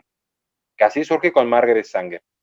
¿Cómo hago para meter en un negocio en un lugar donde tienen un sistema republicano, recuerden, un sistema republicano de división de poderes, pero con una tradición cultural afianzada en un rechazo al aborto? Ahí ya tenemos un problemita, porque tengo el sistema por un lado y la tradición por otro. Entonces, ¿qué pasa? La tradición, y no en vano van a ver cuánto se está atacando de los movimientos pro aborto, las agencias culturales, cómo han fogoneado el ataque a las iglesias, a la fe, a la cultura, a la historia, o creen que Black Lives Matter no en vano salió a atacar los monumentos históricos. Cuidado que después cuando ve quiénes están financiando esto por detrás se da cuenta por qué hay todo un hilo conductor. Pero estamos en una charla apta para menores, así que estamos tratando de esquematizar de la forma más prudente posible. Ya en Porque si yo les Popayán, empiezo a decir, en Popayán tumbaron la estatua de Sebastián de Belalcázar. podríamos dar trillones de ejemplos al respecto. Como estamos viendo, tenemos una cultura con gente, porque en la cultura hay gente, esa es la cuestión, hay gente que vota y hay gente que paga impuestos, hay gente con plata que va a consumir el servicio y gente con mucho poder que también le dice no a este servicio, porque tampoco hay que desconocer el poder que tienen también la gente de buena fe, ¿eh? Y de otro lado tenemos un sistema republicano, y esto es lo más gracioso de todo. ¿Cómo haría yo? Yo me pongo en el lugar de empresario, ¿cómo hago yo? Yo tengo dos opciones, o gastar muchísima plata, muchísimos dineros que vaya a pérdida, y a veces van a pérdida, para que vean que hay un plan luciferino de fondo. Pero podría gastar muchísimo tiempo y recursos en querer convencer a toda una población y a unos diputados que arriesgarían sus bancas, a un presidente que arriesgaría su poder político, en decirle, impulsa esta agenda, o mucho más fácil, a los fines culturales, como no hay una serie de diputados dispuestos a decir que esta agenda es pro libertad de la mujer, porque la idea de la libertad está siempre en el fondo, pro libertad de mujer, ¿qué es más fácil? Antes que presionar a 300 diputados, comprar las voluntades de un par de jueces. Porque si yo lo miro, es mucho más fácil presionar a 9 jueces que a 300 diputados. Es una cuestión de número. Y eso que no soy matemático, de hecho odio los números, pero bueno, creo que ameritaba el caso. Y ahí estamos viendo, claro, en un sistema republicano, mucha gente creyó que el derecho era una suerte de abstracción de justicia que iba a dirimir la vida de los hombres, porque el Estado es una institución destinada al bien común. Y de repente nos dimos cuenta que en algo tuvo razón el marxista Heller. Porque Heller, cuando escribe la teoría del Estado, lo que está escribiendo es en realidad que son relaciones de poder. Entonces, todos los estados son exactamente iguales. Puede haber estados más prósperos y democráticos como Estados Unidos en este momento, o puede haber estados más tiránicos como Corea del Norte. Pero eso es como comparar una sociedad anónima que puede ser desde Walmart hasta el kiosco que está en la esquina de mi casa. Jurídicamente son relaciones que ya están preestablecidas bajo un determinado orden. Después veremos el contenido, que es una discusión aparte. Entonces, ¿qué sucede? Si yo no puedo comprar la voluntad de los legisladores, ¿quién es el que interpreta el derecho en la última instancia? ¿Qué es lo que es el derecho para el realista jurídico? El realista jurídico. El realismo jurídico, ¿qué nos dice? El derecho, en realidad, es lo que los jueces nos dicen que es el derecho. Porque yo puedo decir que en realidad yo iba cruzando, que yo tenía derecho a cruzar por la calle, y otro decir, no, en realidad yo tenía derecho a cruzar a 120 por la esquina. Y chocamos. ¿Quién tenía razón? ¿Quién tenía el derecho a la propiedad privada y a circular? Cuando el juez diga el fallo, ¿paga usted o paga usted? Sencillo. Esa es la realidad. Después nosotros nos podemos quedar tuiteando diciendo, no, en realidad yo tenía derecho. Sí, pero lo que importa es quién activó la coacción estatal. Para esto hay que estudiar el concepto del derecho de Hart. El derecho tiene tres componentes: el lenguaje, la moral y la coacción. Y lo que importa es cuándo coacciona el Estado. El Estado coacciona cuando el Poder Judicial indica que es posible coaccionar. Porque a veces incluso el Poder Ejecutivo manda una determinada orden, como un decreto de necesidad y urgencia, pero que si no es validado, puede ser el propio Poder Judicial que le diga, no, no se aplica. Pero ¿qué sucede entonces cuando después del fallo Roe versus Wade, cuando fue una actriz que después se hizo provida, que reconoció que había sido un invento su abuso, sale y dice, yo fui abusada?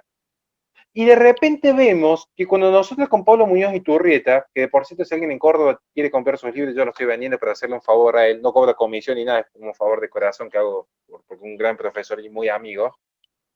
Cuando con Pablo Muñoz Iturrieta difundimos lo que era el documento de Thomson and Reuters, donde se explicaban los principios de Yogyakarta, en Thomson and Reuters, ¿qué se planteaba? Que la mejor forma de llevar adelante esta agenda de los principios de Yogyakarta era esencialmente plantear un plano de un gran drama de conflicto social con un actor real, o sea, que sea un actor, pero que sea un hecho real, pero sobreactuado, en el cual se interpele a lo sensitivo o lo sensible y de esa manera, desde el Poder Judicial, instaurar la idea de que determinadas prácticas son un derecho. Porque una vez que el Poder Judicial ya definió cuál va a ser su interpretación a futuro, el Poder Político no le queda otra opción que adaptarse. Y por eso ya dicen que el aborto es un derecho. Con realidad no hay ningún plexo normativo en términos internacionales que hablen de que el aborto es un derecho. Pero sí la interpretación judicial. Y lo que importa es lo que se va a aplicar el Poder Judicial, porque es quien tiene en última instancia lo que se conoce para muchos el punto de quiebre o lo que se dice la norma de clausura. Quieren que hablemos en términos más concretos para que no sea tan abstracto. Es la norma de clausura. La norma de clausura la tiene el Poder Judicial, porque es quien dice finalmente el debate se clausura, el debate se cierra acá. Esto se interpreta así y esto se interpreta así. Punto. No hay más discusión. Entonces, yo no he visitado Colombia, pero yo sé qué ha pasado en Colombia, yo sé qué ha pasado en Panamá, en México, en Chile y en Argentina. ¿Saben qué pasa? Que el aborto está prohibido por una cuestión elemental. Matar está mal. Y el Estado, que busca el bien común, no va a permitir que se mate en forma indiscriminada a un ser inocente. Esta es la realidad de todo sistema jurídico medianamente racional y medianamente estable. Pero ¿saben qué sucede en Colombia, en México, en Chile, en cualquier país que yo esté charla puede ser grabado y de mí? ¿Saben qué pasa?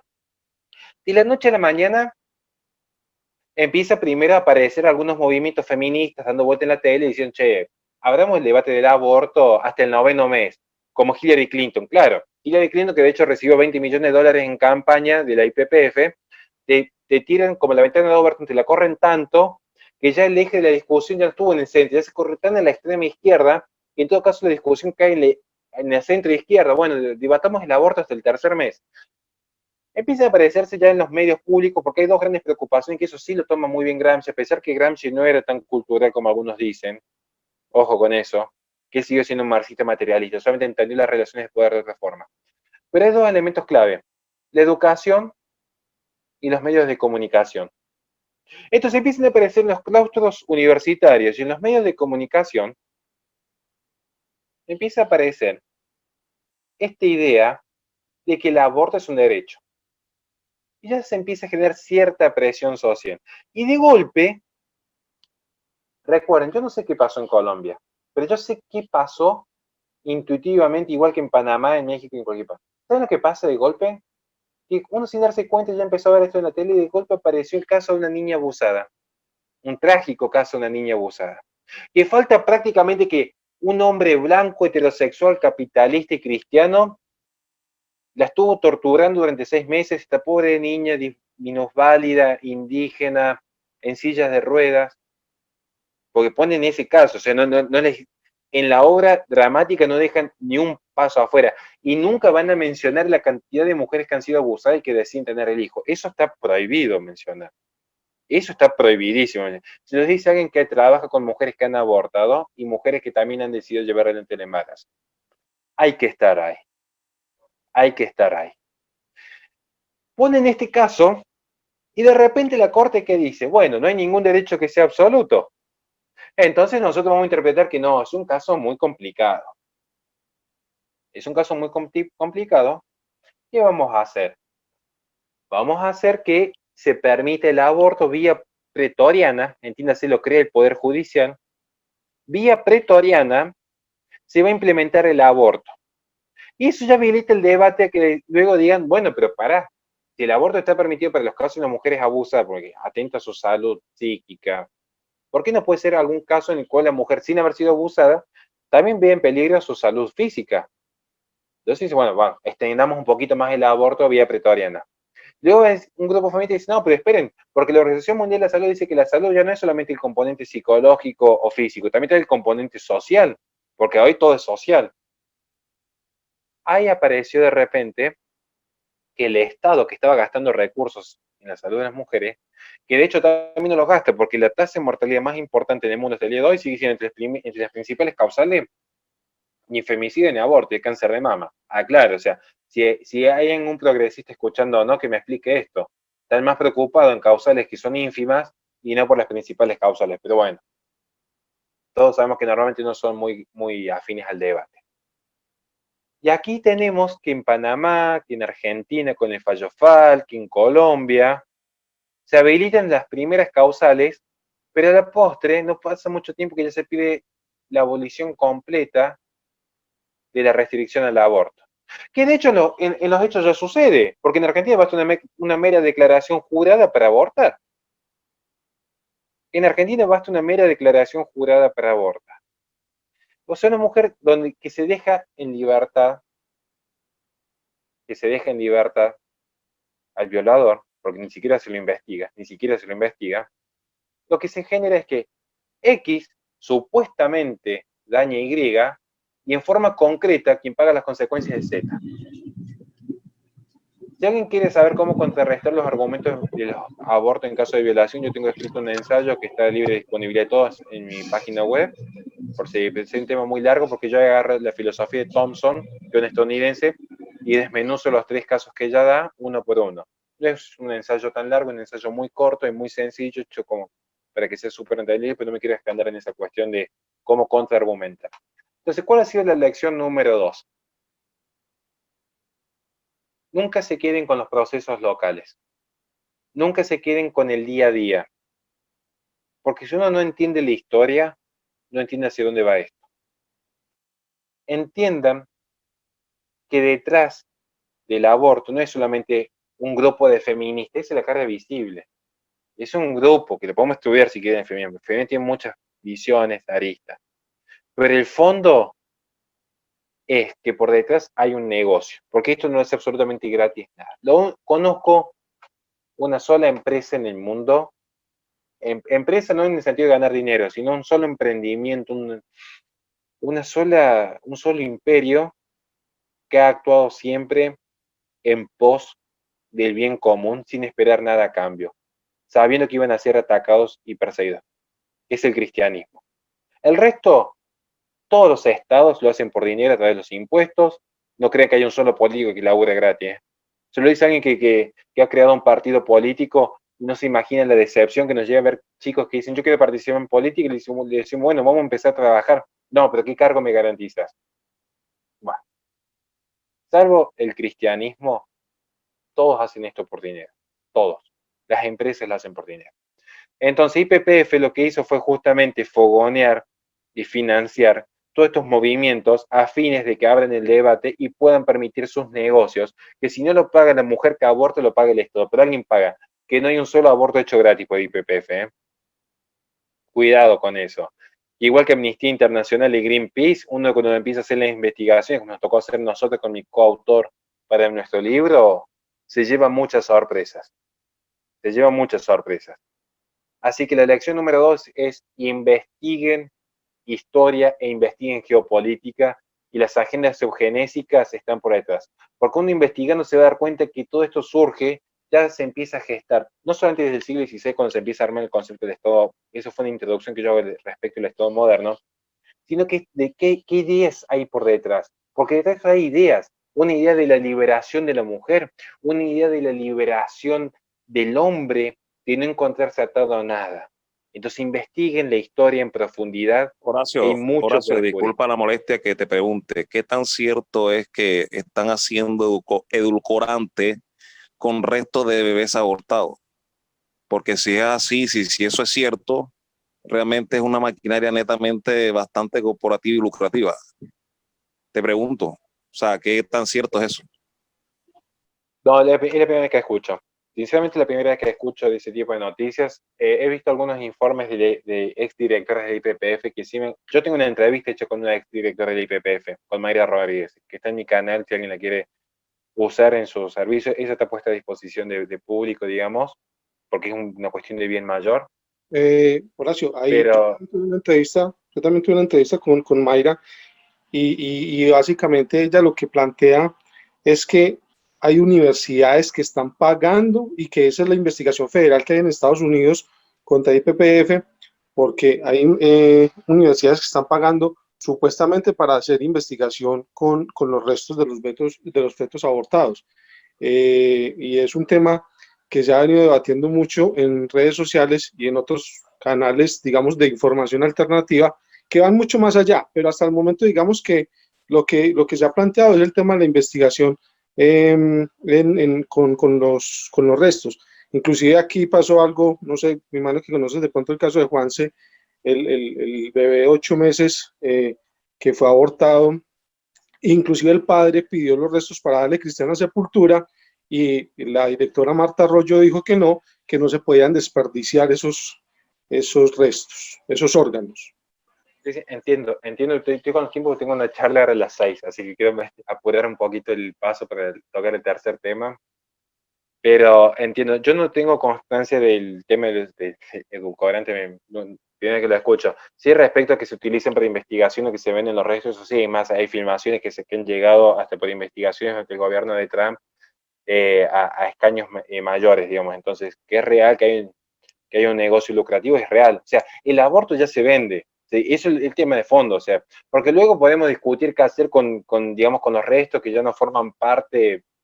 Si lo quiero en términos sociológicos, yo no voy a hablar ahora como cristiano, sino en términos sociológicos, decir, bueno, es una discusión que en un punto hasta pasaría a ser secundaria, digamos, ya el hecho de vender un servicio que implica aniquilar a otro ya es un tema que no es un tema menor, y se vende a grandes escalas.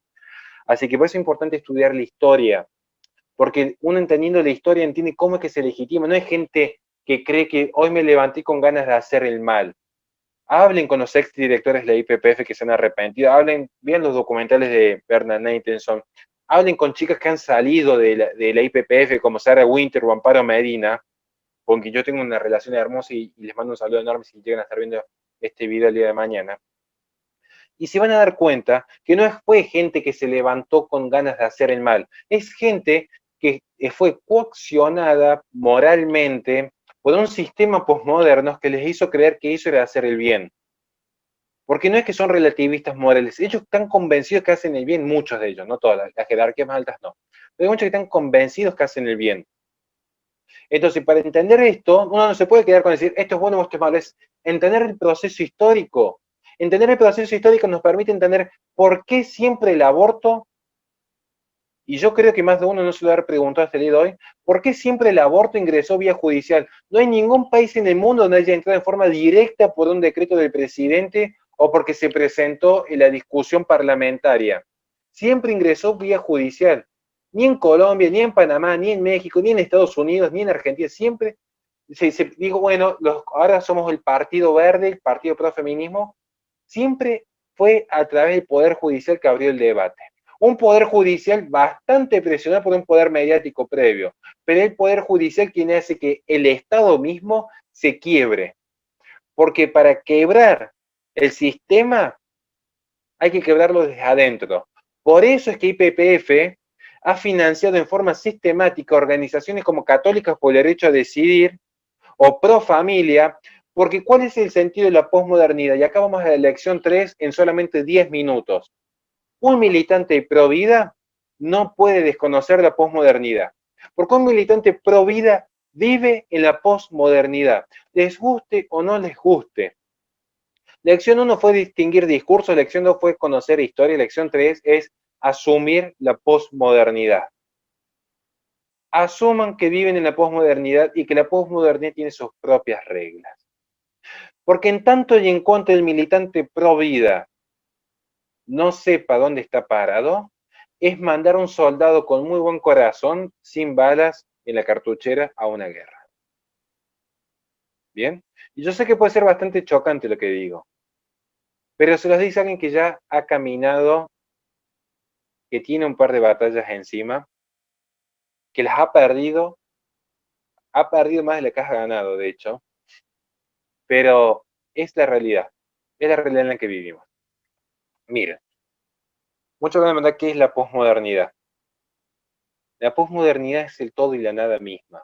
Es el todo y la nada misma. Si uno no entiende la posmodernidad, no entiende cómo estamos. Ya explicamos, la lección histórica y política ya la aprendimos recién en la lección 2. La posmodernidad es un fenómeno cultural bastante complejo. Y yo sé que no es lo mismo posmodernismo que posmodernidad, pero a los fines prácticos vamos a tratar de fusionar algunos conceptos porque me interesa que quede una idea. Aunque sea una idea que quede el día de hoy, yo ya me doy por conforme. Así que vamos a empezar por partes. ¿Recuerdan que recién les dije que había surgido un sujeto muy particular tiempo atrás que decía, pienso, por lo tanto existo? Bueno, yo creo que la actualidad sería siento, por lo tanto existo. ¿O no ha sido que algunos de ustedes en algún momento de su vida alguien les dijo, porque si un hombre se siente mujer, es mujer? ¿O no les ha surgido que en algún momento alguien dijo, bueno, pero yo siento que un perro equivale a tener un hijo? ¿O no hubo alguien que en algún momento les haya dicho, pero si el embrión no siente dolor, importa lo que sienta la madre? ¿O no han escuchado eso en algún momento de sus vidas? Porque todo es el sentimiento.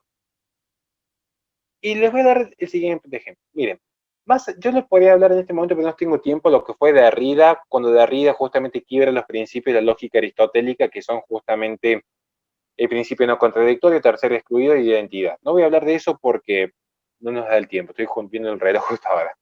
Vamos a hablar un poquito de la posmodernidad en términos mucho más sencillos. Si yo agarro, ya estoy viendo en cámara acá para no desviarme, estoy viendo a Carol. O lo puedo ver a Miguel también. Entonces, yo veo a Carol y Miguel. Entonces, es como que tengo dos sujetos de distintos sexos, pero que en esencia forman parte de lo que se conoce como el género humano, o forman parte de la humanidad. Entonces, yo los tomo yo como ejemplo y digo, bueno, si yo los paro, voy a notar que entre ellos hay diferencias emergentes, pero en sustancia son iguales, son personas. ¿Y cómo es una persona? Tradicionalmente, ¿cómo es una persona? Una persona es la cabeza, el estómago y la parte de la genitalidad. ¿Qué quiere decir esto? Que si uno ve el orden natural de las cosas, uno sabe que la razón es la que va a guiar justamente los sentimientos, y los sentimientos van a estar guiando las pasiones. ¿Bien? Creo que es bastante gráfico el ejemplo, creo. Pero la posmodernidad viene como invertir todo, porque la posmodernidad quiebra con la modernidad.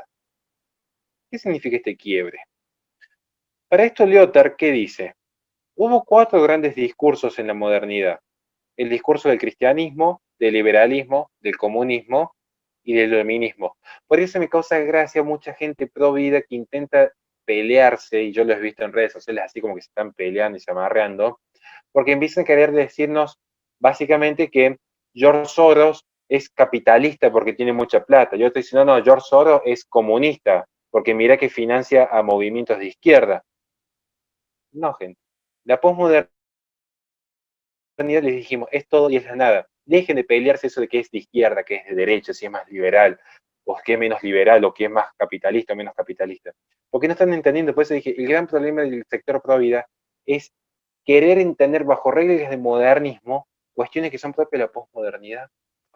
Porque se acabaron estos metarrelatos que no sirvieron para nada, porque de hecho tuvimos 2 guerras mundiales en menos de 50 años, más una crisis financiera, más la finalización del último imperio católico que había en Europa. O sea, peor no nos podía ir el género humano en 30 años, pero pasó todo esto. ¿Qué hay en la posmodernidad? Y la persona está de cabeza. Está la genitalidad, es decir, está esta cuestión de las pasiones por sobre todo, que eso van a guiar los sentimientos, y finalmente será la razón la que intente justificar lo que hacen las pasiones. Por eso, quien no vive como piensa, termina pensando como vive. Qué buena frase que acabo de tirar, espero que quede grabada. Pero lo que pasa, no, se me ocurrió recién en el momento, y perdón, pero se me ocurrió justo. Pero lo que sucede es eso. Lo que sucede en la posmodernidad es que la gente no razona y dice, hay una esencia que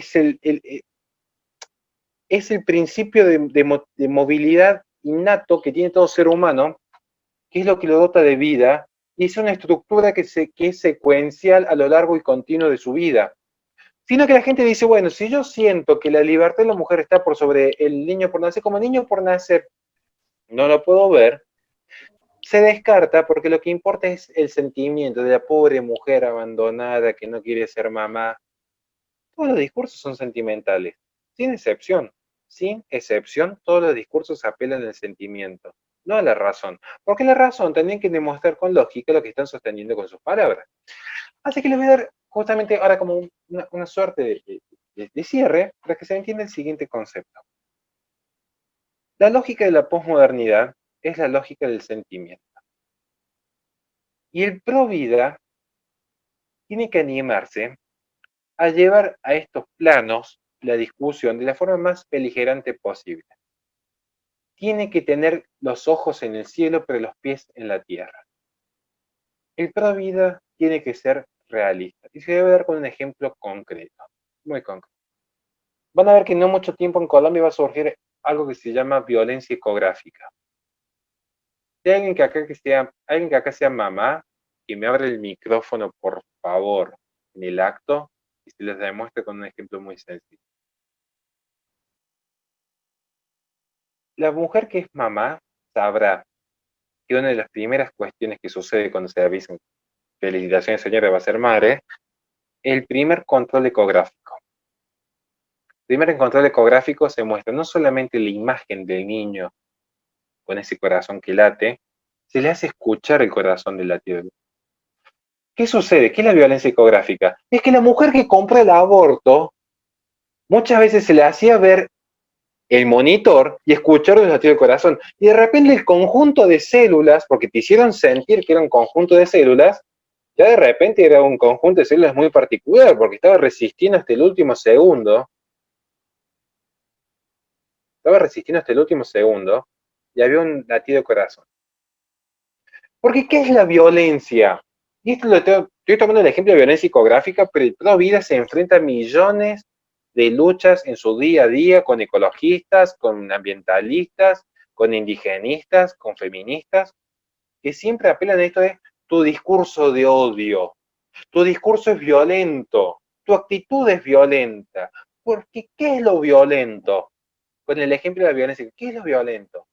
Para el posmoderno, que crea su propia identidad a partir del discurso, y recuerden que recién hablamos de un momento sobre qué es la libertad, la censura y el discurso, para el posmoderno, la violencia es la realidad, porque la realidad constata y colisiona con el discurso, porque de repente el discurso dijo que un hombre era una mujer, pero de repente esa mujer, entre comillas, no va a tener nunca cáncer de útero.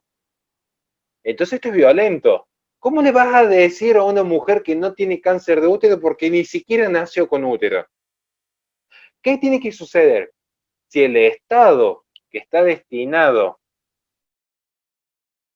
a promover ya no el bien común, sino las lógicas del utilitarismo, es decir, la mayor satisfacción para la mayor cantidad de personas posibles, recuerden que está todo vinculado, el Estado tiene que buscar la forma de censurar y silenciar a aquellos que le muestren una realidad que no es a las personas que así lo sienten. Y por eso se crean dogmas que pueden ir desde los 30.000 desaparecidos en Argentina hasta que si uno le dice a Florencia la vez que es un señor, es un discurso de odio y te mandan el INADI, de la policía del pensamiento.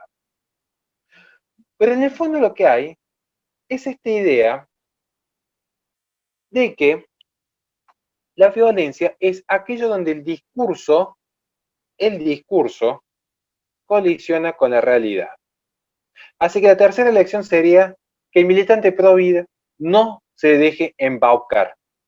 Lo que le importa al militante pro vida es la realidad, es lo que es. Y que no se confunda con la primera elección, que era separar discursos descriptivos de los prescriptivos, sino no caigan en estas falacias argumentativas del sentimiento. Porque el sentimiento es válido, pero tiene que estar guiado por la razón, no por la pasión. Y caer en una discusión con gente pasional es reducir la dialéctica a un campo que no nos pertenece y del cual no queremos formar parte tampoco. Porque para nosotros la esencia está en la verdad. Nosotros creemos en la libertad. Nosotros creemos en la libertad. Pero lo que te hace libre es la verdad. Y si algo caracteriza la posmodernidad, es la posverdad.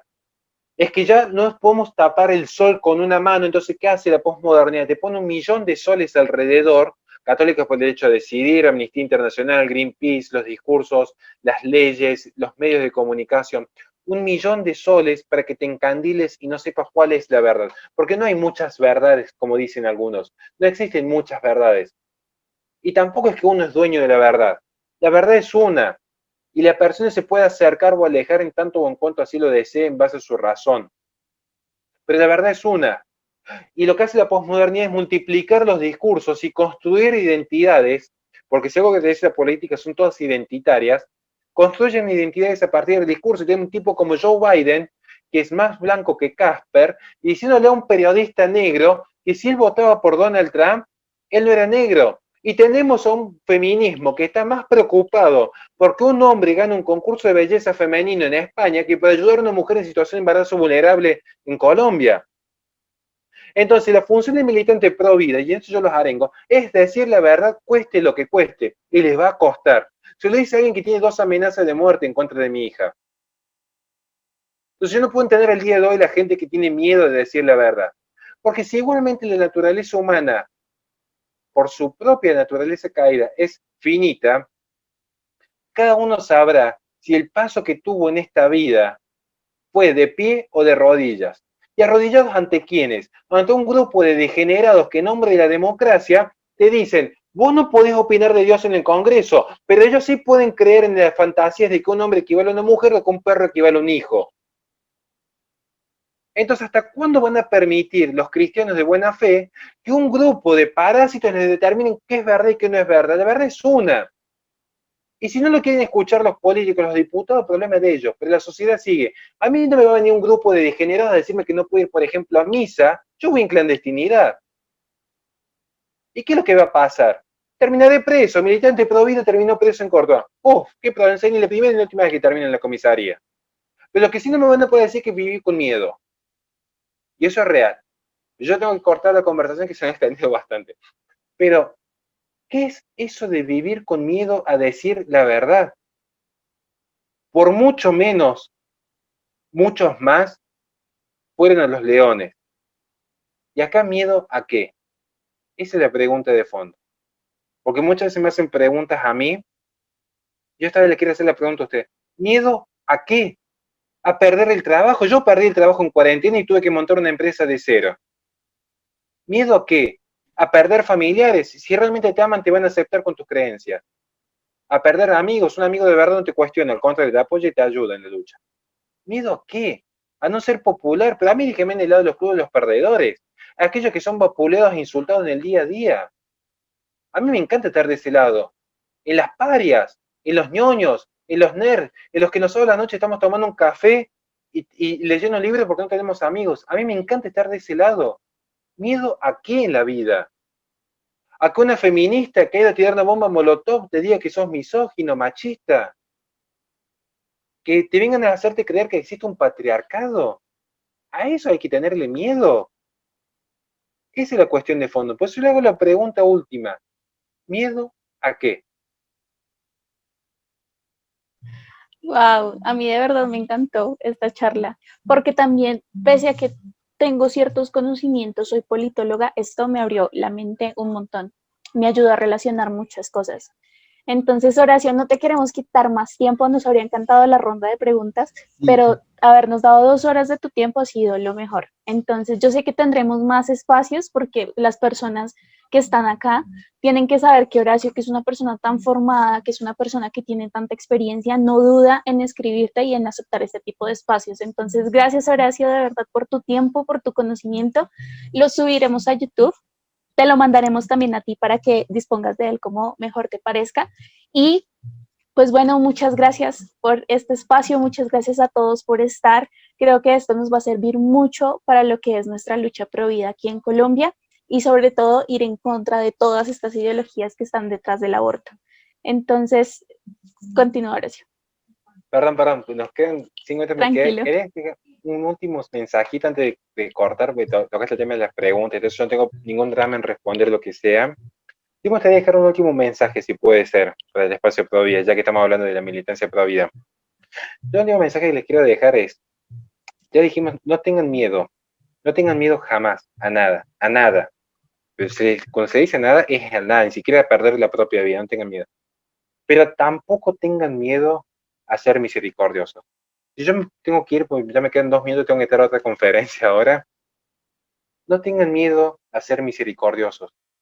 Porque pareciera que nosotros estamos en guerra contra las feministas. Parecía que estamos en guerra en contra de las abortistas, parecía que estamos en guerra. Nosotros no estamos en guerra con nadie, nosotros estamos a favor de cuidar lo que realmente nos pertenece por derecho natural, que es nuestra fe, nuestras convicciones, nuestro sentido de vida, y así como tenemos misericordia con el niño por nacer, y queremos que nazca y que tenga una vida plena, también tenemos misericordia con la gente que puede estar equivocada. Esto no implica ser, digamos, dócil ante los malos, y menos aún, esto implica tener una suerte de tibieza. Pero mucha gente que está del otro lado piensa que lo que hace lo hace de corazón. Entonces no es que son personas malas de corazón, simplemente están equivocados. ¿Cómo uno puede estar equivocado tantas veces en la vida? No pierdan el sentido de misericordia, que todos nos equivocamos. Y no hace falta ganar una elección, y no hace falta ganar un debate y sumar muchos seguidores en YouTube para demostrar que Horacio Justo humilla a feministas. No, no, no. Tranquilos, la misericordia con el vecino, con el que está al lado, con nuestros amigos, con nuestros padres, con nuestros amigos. Muchísima misericordia. Que el amor tiene que ser el principio rector de la humanidad, no el odio. Porque si no, vamos a tener diferencias con ellos. Quizás podemos tener diferencias intelectuales porque estamos más formados, pero no en el fondo. Si nosotros no nos dejamos guiar por la misericordia, es muy difícil que esta lucha llegue a buen término. ¿Por qué? Porque no estamos obligados a ganar cada combate. Ni siquiera estamos obligados a ganar la guerra. Nosotros estamos obligados a librar el buen combate hasta el último suspiro. Excelente. Muchísimas gracias, Horacio. Muchas gracias a todos los que asistieron y ya te damos el tiempo porque en 2 minutos inicia tu siguiente charla. Entonces, muchas gracias de verdad a todos por asistir, a ti, Horacio. Y bueno, nos vemos pronto con otra nueva charla. Muchísimas gracias. Chao. Gracias, Horacio. Dios bendiga bastante. Gracias, gracias.